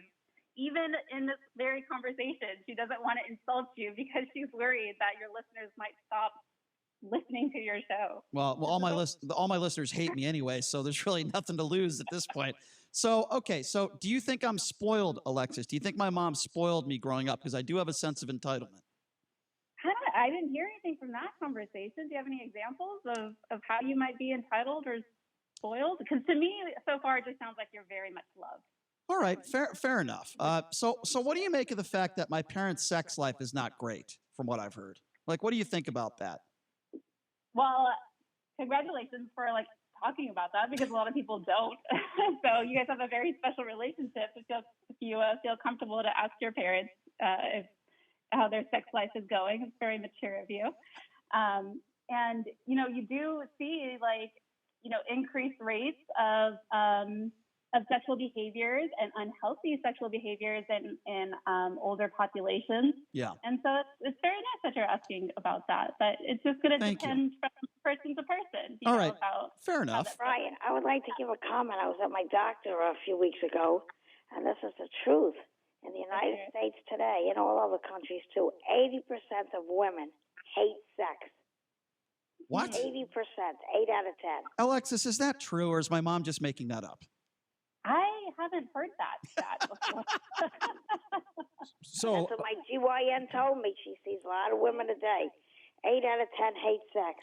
Well, I can understand why you think that if you're been hanging out with my dad for 40 years. I can, but I don't know. That's. I hope that's not true. JD wants to join into this conversation. Okay, Go ahead, JD. so Alexis, Brian has really good hand-eye coordination, and he went to an arcade about 3 weeks ago, and he won a lot of tickets, and he used those tickets to get prizes, to exchange for prizes, and he actually is using those prizes. He's bringing those prizes home to give to his family for their Christmas gifts. My question to you is who, and his family doesn't know this, but who buys family gifts or who wins family gifts at an arcade? I think that's a really creative solution to the whole going out there to the malls and shopping with all the chaos. It's like a win-win situation, isn't it? Like you get to play the games and get entertained and then give your gift away. I think at least good prizes. So he kind of wants his cake. He wants to eat it too. It's kind of a selfish move by Brian then. I don't think it's selfish at It's all. not selfish? They're actually very good prizes. I don't want to say them on the air because I want it to be a surprise, but I actually think the prizes I got for them are things that they like. And I'm sorry if I used my eye-hand coordination and my skill to benefit, to help my family. Which is exceptional. Yeah, thank you. I do appreciate that. Thank you. Thank you very much. Mom, That's this is a creative solution to having to do all of the holiday shopping. I'm not, yeah. So that's JD, really fun. yeah, thank you. I appreciate that, doctor. So JD, you know a lot about my mannerisms. You've known me for a while. Ask the doctor a question about me. Go ahead, JD. Anything is open game. Go ahead. Go ahead. Anything about you. All right, Yes. so when Brian gets excited, his hands go to his side and he flails them back and forth for about 4 or 5 seconds. I do. My mom, can you talk about that? Because I've been doing that since I was a little kid, right? Yes, you were 1 year old, and you did that, and we noticed, and you laugh also. When you laugh, your hands go, whoa, they go wild, your both hands. There you go. Alexis, what does that mean? Well, I mean, like it could just be something as very general as your way of showing excitement, which is what it sounds like. There's no other symptoms that come along with that. But it's not like a neurological tick. You do the same thing, JD. You smack your I'm leg. not suggesting. That's why I'm asking the question because again, I'm being selfish myself, and I want to know about myself in the process. Listen, for the record, for the record, I do the exact same thing when I reach climax. I'm sorry, that was a horrible joke with my mother on the line. It was terrible. I apologize. If you're just joining us, my mother is on the line, Denise Shapiro, also joined by the CEO and consulting psychologist and health correspondent Alexis Moreno out there in D.C. She does a great radio show as well. Mom, this is a perfect opportunity to get free consultation and free advice from a very, very intelligent clinical psychologist. So Mom, can you please interject here? My father is a little crazy, just like you are. I am too. So this is a perfect example. Go ahead. Ask something, Mom, to Alexis. Go ahead. Oh, that's a tough one, you see. No, it's not. I have hyperparathyroid. Oh, geez. Increased libido. I have a husband who's 9 years older than I am, so that presents a problem. So what is your suggestion what to do with that problem? But that I could imagine that would be incredibly frustrating for you, and that's definitely something that you need to sit down and talk with your husband about to figure out like what other ways can you guys connect intimately, because if you have these sensations of having this increased libido and your husband does not, there is that mismatch there. So it's about figuring out what could work for the two of you, because that is a really important aspect of your life that you don't want to overlook or ignore. I'll take Dad to the strip club this weekend. Oh, that's a good idea. My mom approves. Never set his motor on fire. That's good. I want him to connect with your mom, not with strippers. I would like both, actually. I think he should bring a stripper home for my mom. I think that would be great. Anyway, all right, on a serious note, Dr. Moreno, can you give people advice, listeners, how do they cope with crazy family members this holiday season? How do you cope with that? Yeah, yeah, I feel you. So here's the crazy thing is that on our normal typical day to day, how much time are we really spending with our families? It's definitely not going to be 24/7 on an average day. So why in the world do we expect ourselves to spend 24/7 with our families just because it's the holiday? So if you're feeling some kind of like guilt or shame because you're not really looking forward to spending so much time with your family, just go ahead and keep that in check because the expectation of the holidays is already crazy and unusual. So go ahead and just give yourself that compassion and break already that, hey, we don't it's abnormal for us to be spending so much time together and expect everything to go smoothly because it's just kind of setting us all up for failure there. That's a really good point. It's totally different from your standard day to day. Let me ask you this, and I won't relate this to Christmas, but how much time have you heard of a husband and a wife spending together in a week? And or how much time is too much, do you think, for a husband and a wife to spend together in a week? Yeah, that's just going to depend on the couple. You know, everyone's a little bit different. Some people are like best friends and they love spending every moment together that they can. I mean, some couples actually work together, and that works great for them. And then others, you know, they need more time apart and more time with their individual groups of friends. It's going to depend. Yeah, that's fair. Now, what if one of the two, either the husband or the wife, wants to spend more time with the other one than the other one wants to spend with them? How do you find a happy medium there, or maybe they're just more dependent than the other one is? Yeah, and hopefully that's the kind of stuff that you figure out while you're dating. You know, to make sure that quality time piece is something that you guys both share, so that way you're not struggling with it for forever when you're married. That's fair. But have you guys heard of love languages? No, I have not. Okay, so this actually was coming to mind when I was listening to Denise talk about her relationship with her son. And there's like these 5 different types of love languages, meaning the way that people give and receive love. So one way might be spending quality time together. By spending quality time together, you're like, I'm feeling the love and I'm giving the love. This is the way I appreciate it. Another way is physical touch or affection. Another way would be acts of service, like let's say your dad fixes your tire for you or goes to get your oil changed since you're not doing it. Right. That would be an act of service of them showing you that they care about you and that they love you. Another one would be, let's see, so we got quality time, affection, act of service. Is spending money part of the love language? Yep, gifts, spending money. So the gifts don't have to necessarily be something that's crazy expensive. It could just be something like, oh, I was on this walk and I saw this and it made me think of you. Yeah, I went to the dollar store. So yeah. Let me ask you, Mom, do you think I need a wife and kids? Be honest.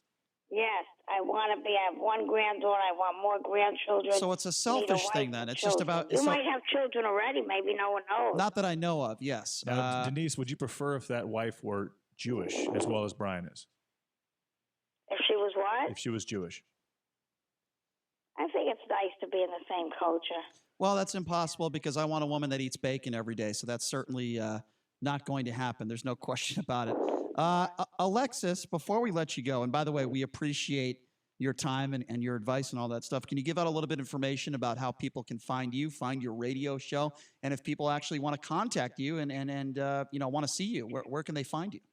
Yeah, well, we're online, witandreason.com. That's WITAND, reason.com.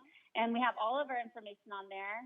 You can learn more about the different ways that we show each other love and what works and what doesn't work in the dating and family world, and how to cope with all of these crazy holiday stressors.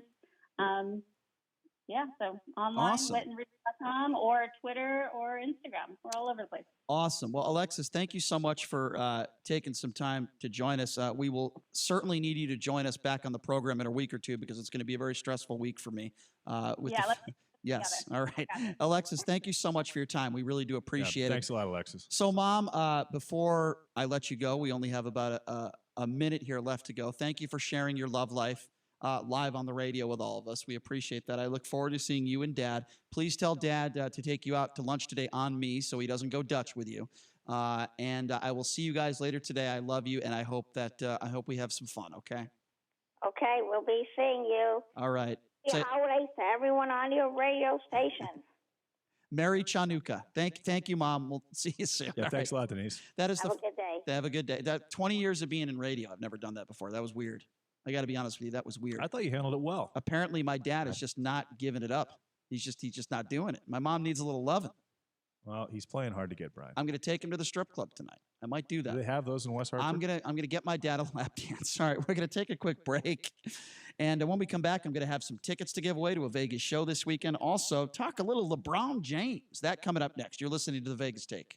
Cal Sanders again with Cal Air Cooling and Heating. Are you ready for the holidays? Are you ready for your invited guests, family, or unexpected company? Are you getting those floors and carpets cleaned? Have you thought about your air? I mean those grills and vents, the ductwork behind those vents. This is the time of year you're most susceptible to cold and flu. Many are seeing some of the benefits of better filtration in their cooling and heating system. But if you haven't cleaned the ductwork that delivers that air, you have only done half the job. Cleaning your ducts and vents have additional benefits. Would you like to reduce the time you spend dusting? Call today and get that system cleaned and let us analyze your ducting to make sure it is sealed so that the filtration that you do choose is keeping the air that you breathe clean and healthy. We at Cal Air have many great options with those with asthma and allergies, or you who are just annoyed with the dust. We are the Healthy Air experts. Check us out, Angie's List, Yelp, Google, State Contractors Board, Better Business Bureau, or our website, cal4air.com. Cal Air, we'll be right there.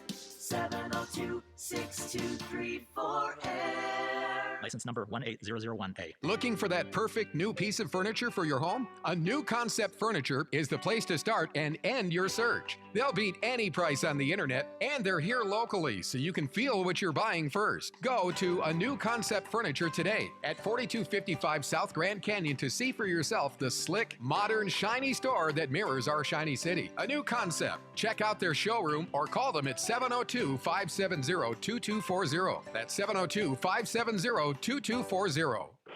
The great one, Mark Levin. Why are all these people running on the Democrat side for the nomination when there's really not much difference between any of them and as a group among any of them? Am I wrong? They all represent the same hardcore part of the Democrat Party. They're hoping they can break loose through identity. They're hoping they can break loose with one idea or another idea. But all in all, aren't they the same, at least from a policy perspective? Mark Levin, weekdays 3 p.m. to 6 p.m. Only on 101.5 FM, 720 AM. SportsX Radio Nation, what's up? It's Ken Thompson, host of SportsX Radio, reminding you to catch me at my new time, 8 to 10 p.m. for all the local Vegas sports coverage, plus the national scene as well. That's SportsX Radio on the new 101.5 FM, 720 AM, KDWN. This is Harry Jacobs from Credit Restoration of Nevada, inviting you to join me for the Credit Show, Saturday mornings between 9 and 10, here on the new 101.5 FM and 720 AM, KDWN.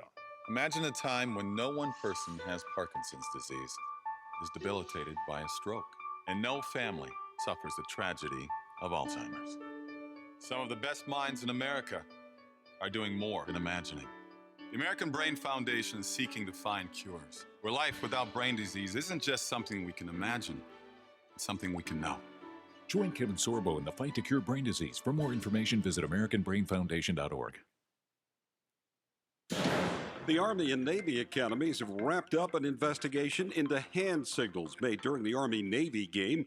Correspondent Ryan Brown. These investigations, which were pretty thorough, we're being told they involved the FBI, NCIS, background checks, have determined that there was no racist intent behind these hand gestures that sparked a lot of controversy. Instead, the gestures are said to have been part of what's known as the circle game.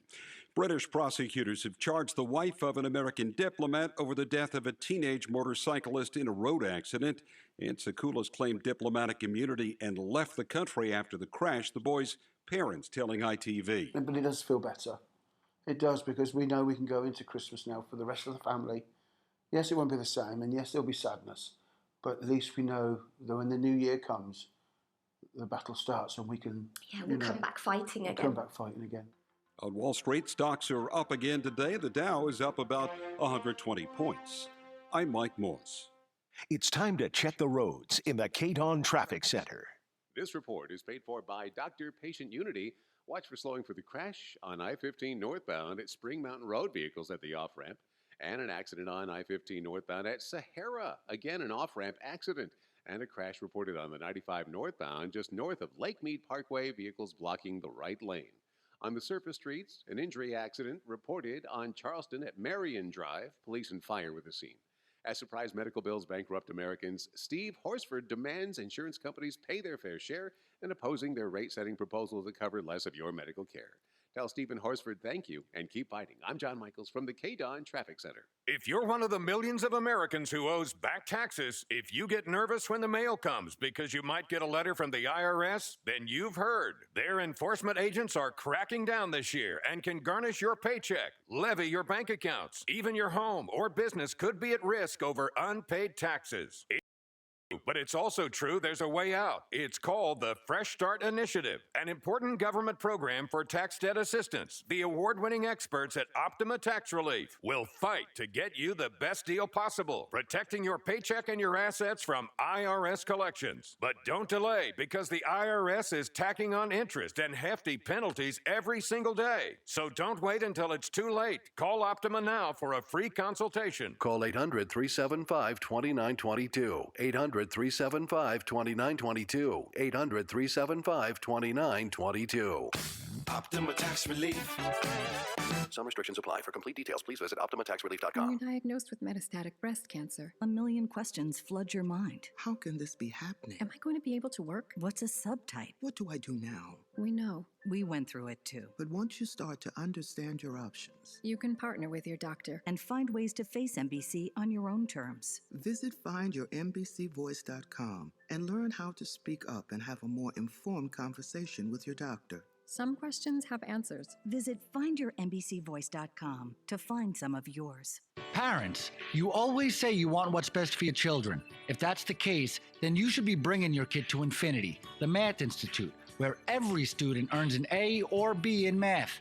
Our results are proven and they are amazing. The best tutoring service for the best price, whether online or in person, small group or one-on-one. You cannot get better results. Great grades will come when your child truly understands the math. From elementary math to calculus, we have the best tutors, the best materials, and the best results. Now offering free parent seminars on how to better help your child, what is Common Core, and more. Find out why parents are bragging and students are enjoying school again by calling 702-768-1777. That's 702-768-1777, or visit themathinstitute.com today. Tell them the Vegas Take sent you, because at Infinity, you don't get more math problems, you get solutions. The jobs of the future will be heavily geared towards science, technology, engineering, and math. In other words, the future is STEM. So if you're a middle school student, talk to your school counselor about STEM. A public service message from America's Navy. Whoa, long time no see. It's me, the Rock t-shirt in the back of your closet.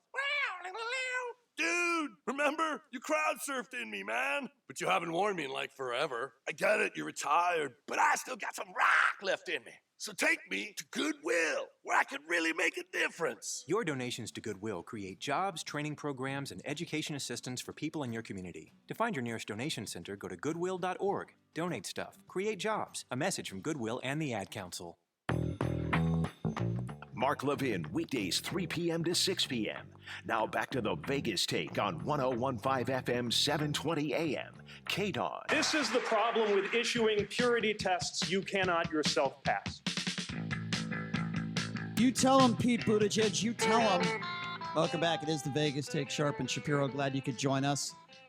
By the way, the show will be live on Monday. To the likes of many, I'm sure, I will be out of town next week, taking next week off. But the guys will be here bright and early. Chris Wynn will be filling in for myself, but everyone else will still be here on Monday. So stay tuned for that Monday. Don't worry.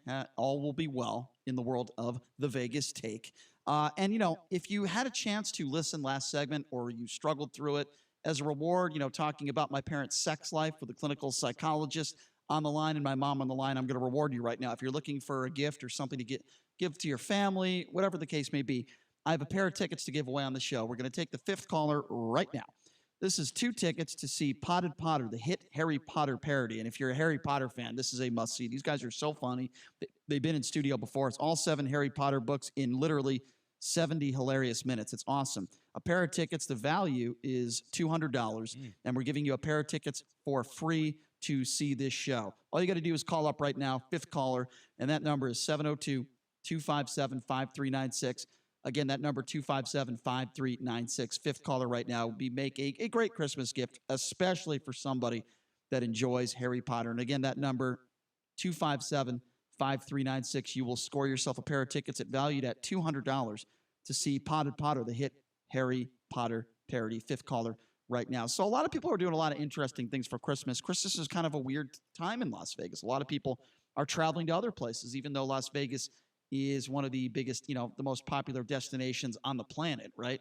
But I want to know what you guys are doing for Christmas and what your thoughts are. Let me start with you, JD. What is your Christmas planning? What is going on for Christmas?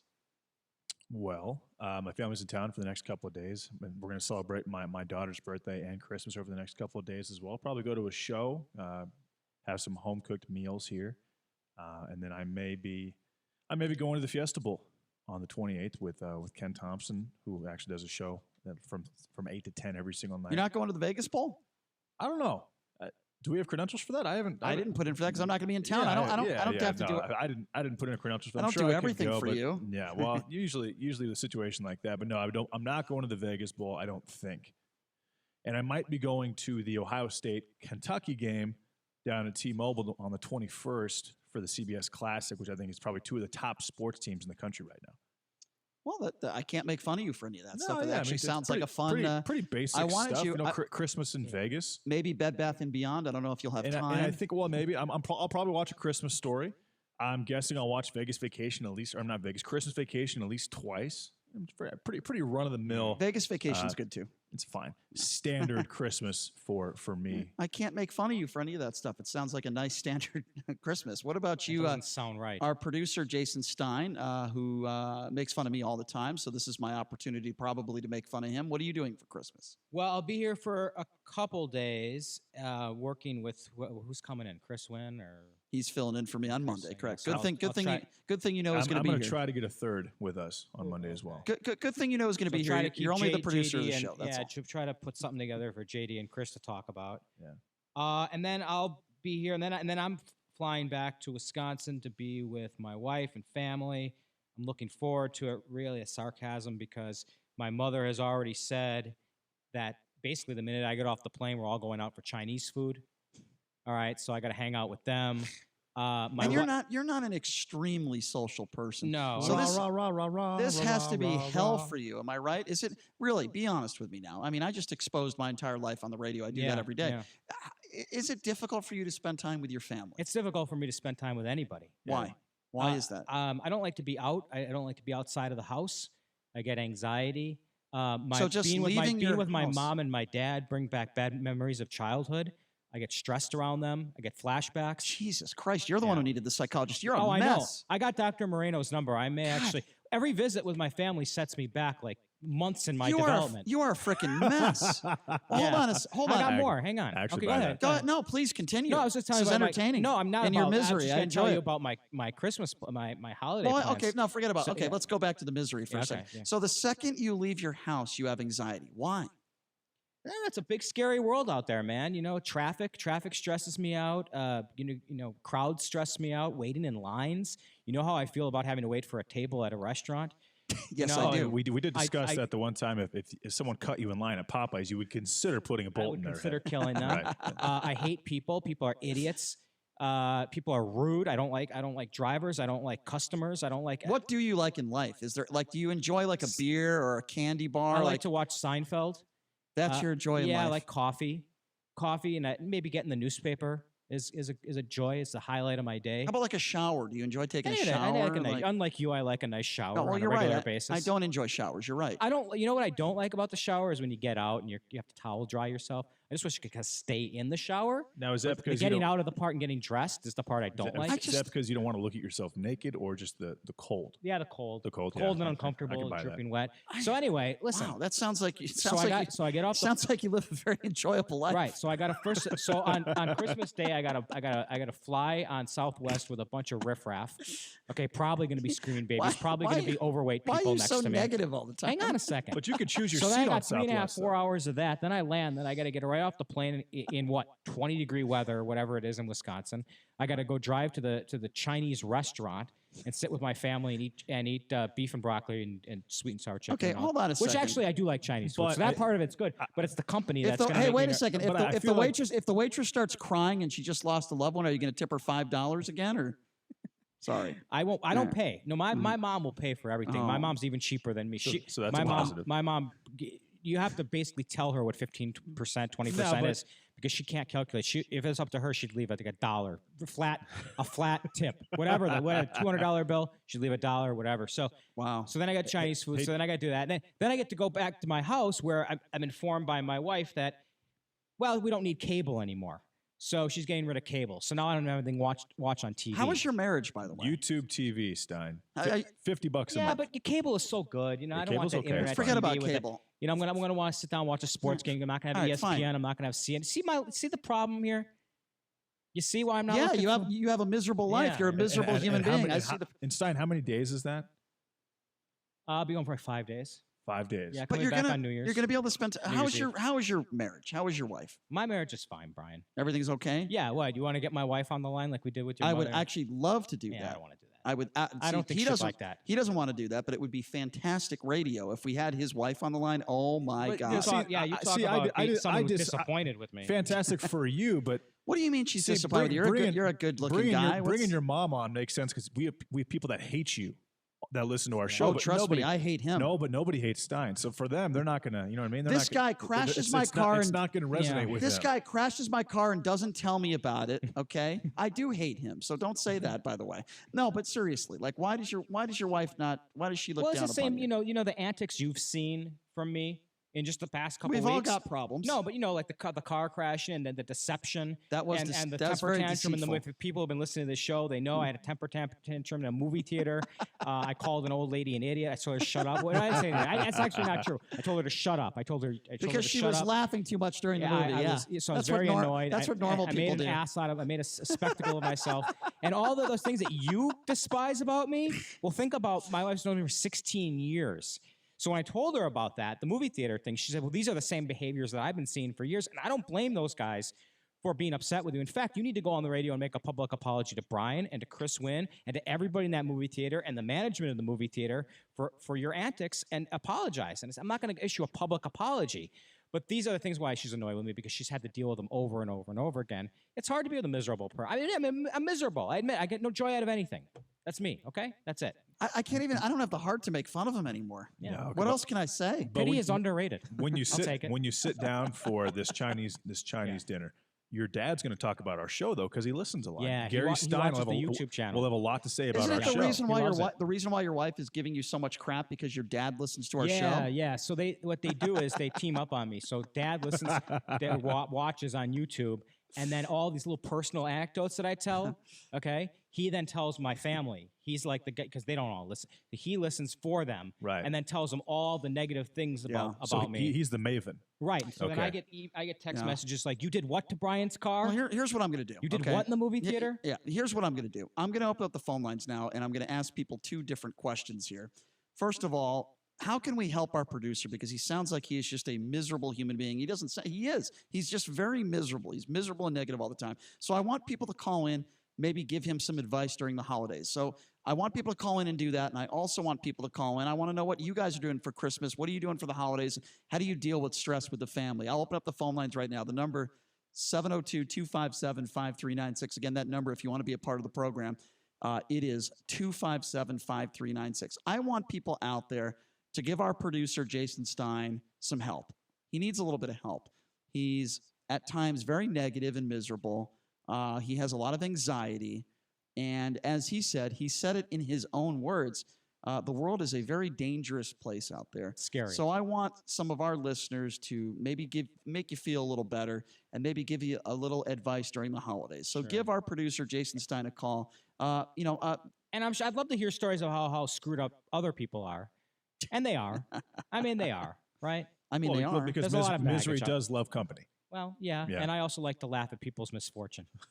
All right. Well, I'm going to up the phone lines now. And I don't believe, by the way, I don't believe for one second your Christmas is as idyllic as you're describing it, JD. I'm not saying it's You've idyllic. got I'm a just wife, saying you got your it's family. By the way, they're nice. Look, I'm looking at your mother right now. It's Your gonna be- father's roaming around here, probably holding court with the salespeople right now.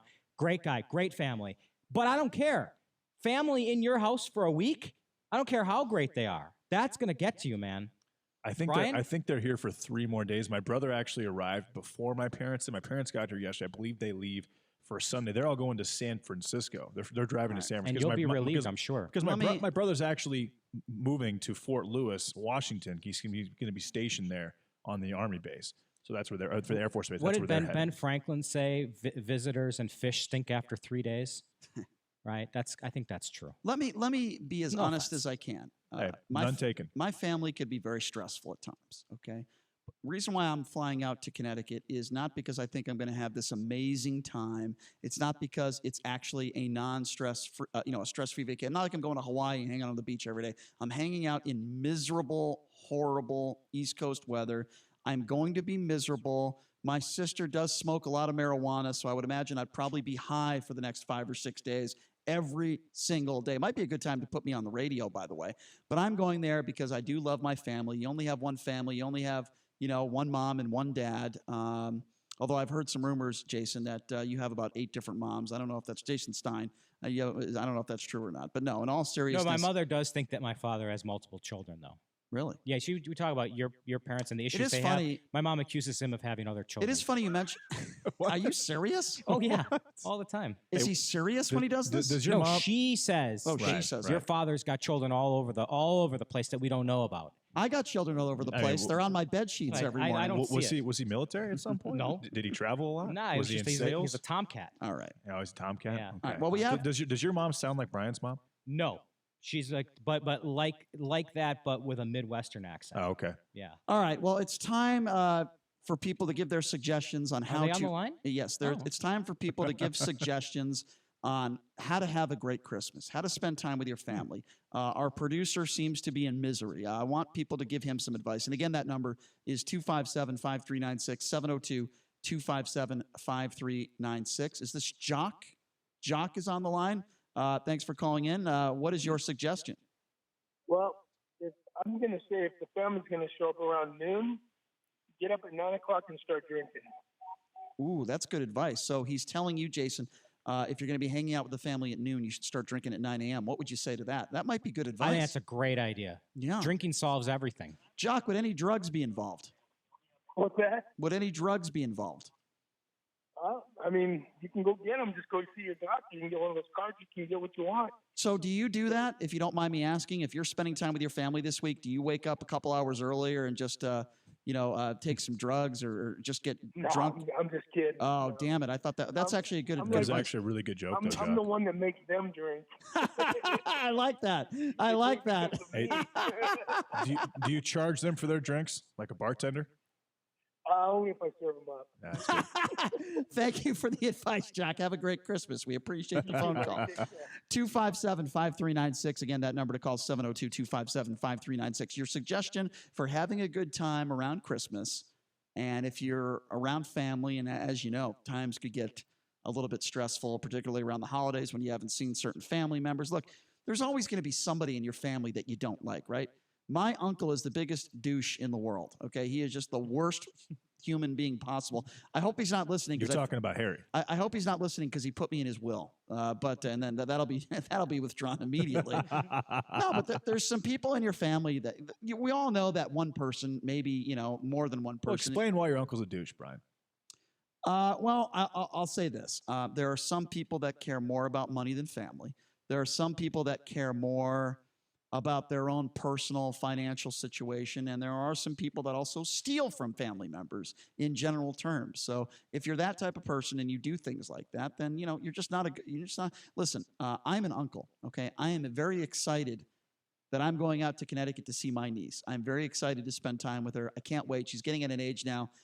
When you're 2, 3, 4 years old, you can't really have much of a conversation with somebody at that age. You can try to play with them and have fun. But when someone's 7, 8, 9 years old, you could actually start getting to know them. She's at the age where she's realizing that her uncle is a douche. Exactly.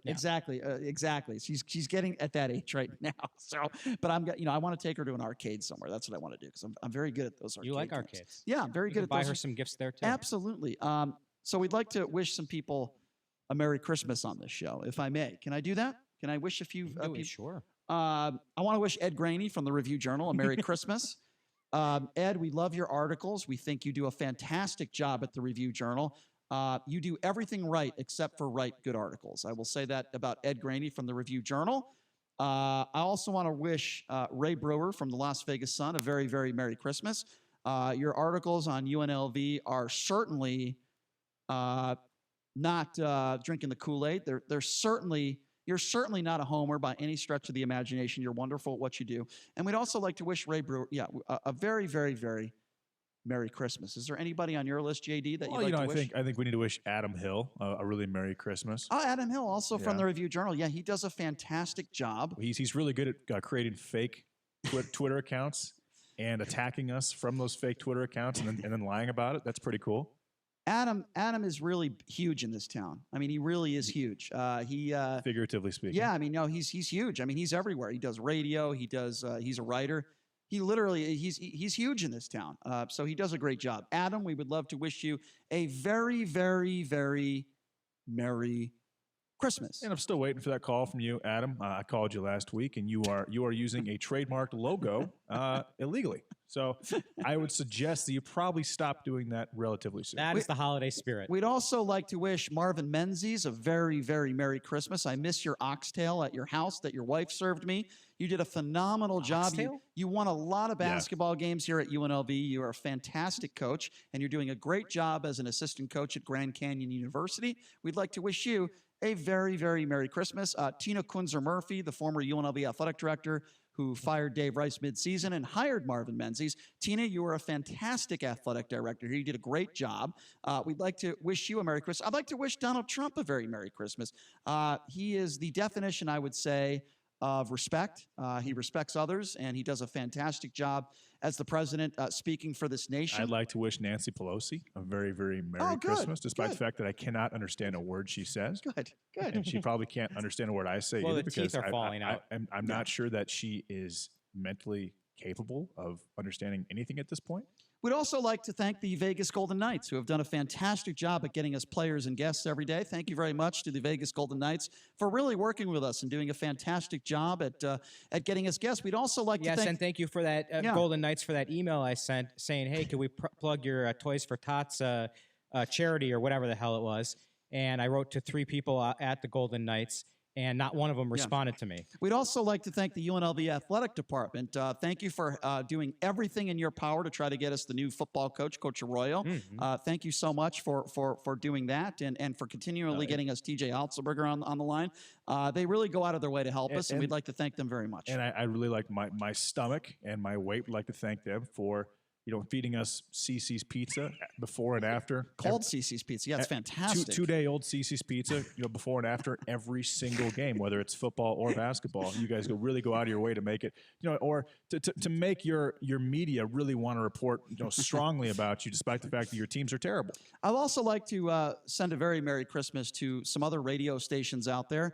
Lotus Broadcasting. I'd like to call out Lotus Broadcasting. Lotus, some of the sports stations over there, and to all your hosts, you certainly share wonderful opinions, and they're certainly subjective, and you have your opinions, and you do a great job in honestly calling out UNLV athletics when they make mistakes or when they do wrong. You certainly don't kiss anybody's ass at that station, and I respect you tremendously for that. Certainly, you would never call out UNLV for doing something. You would always call out UNLV if they did something wrong. So I want to say for the people over there at Lotus Broadcasting, particularly the ones that work on the sports stations, Merry Christmas. You guys do a fantastic job in objectively covering UNLV athletics. And I'd like to thank Desiree Reed-Francois for not interviewing Mike Miller, despite the fact that he would have taken half the money that TJ Desiree does a Otzelberger great took. job. TJ Otzelberger took, and I would like to thank her for not really going through the process and spending a very, very short amount of time and hiring a new football coach as well. And I would like to thank the, what's the name of the paper in town? The Review Journal, Yes. the Las Vegas Review Journal, and their editor for not returning my email that I put a lot of time and thought into. And I said, hey, how can we have a better relationship with you? After your sports editor decided that his staff could no longer come on our air. And that includes the great Johnny Katz. So thank you, Review Journal editor. Yeah, the Review Journal, they're fantastic. Publisher. Thank you, by the way, for all those writers at the Review Journal. And they're, listen, some of them I like very much. But thank you to everybody at the Review Journal for not having a huge ego. Because, having a huge ego in this business, you lose credibility. So I'd like to say guys like Ed Graney, Adam Hill, thank you so much for just, acting like normal people and not having a huge ego. Because certainly there's a very small percentage of people in the world that can write about sports. It's an unbelievable talent, and there's not many people that can actually watch a game, whether it be on TV or in person, and write an opinion about it. It's a very rare breed. In a very secure field. Yeah. Newspapers are doing better than ever. Yeah. And I would also like to thank the campaign of Senator Cory Booker of New Jersey for, even though he has 1% in the polls here in Nevada and could use some media exposure, told me that within seconds, told me, Cory cannot do your show. We'd be happy to have one of our staffers come on. And then I turn on the television and I see Cory Booker on the Wendy Williams show instead of on the ground here in Nevada talking to the people. I would also like to thank the people who work for Governor Steve Sisolak, who told me I could not have the governor on anytime in December or January. I asked any time in the next 2 months if we could have the governor come on, and they said he's too busy. And the last thing I will say, and then I hope everybody has a great Christmas, I want to thank all of those listeners and all those that call up the show that call me idiots and swear at me on the radio. Thank you so much for listening. That's probably the only genuine thing Thank you, I've Brady. said. That's the only genuine thing I've said this entire segment. All right. Gentlemen, thank you so much. I hope everybody has a great holiday. That was a lot of fun. You feel better? I do. I feel a lot better now. Holiday spirit? Have a great Christmas, everybody. Sean Hannity coming up next. This is a commercial announcement. Mike Reagan here. I think the impeachment of President Trump is really outrageous. Nancy Pelosi doesn't care what you think.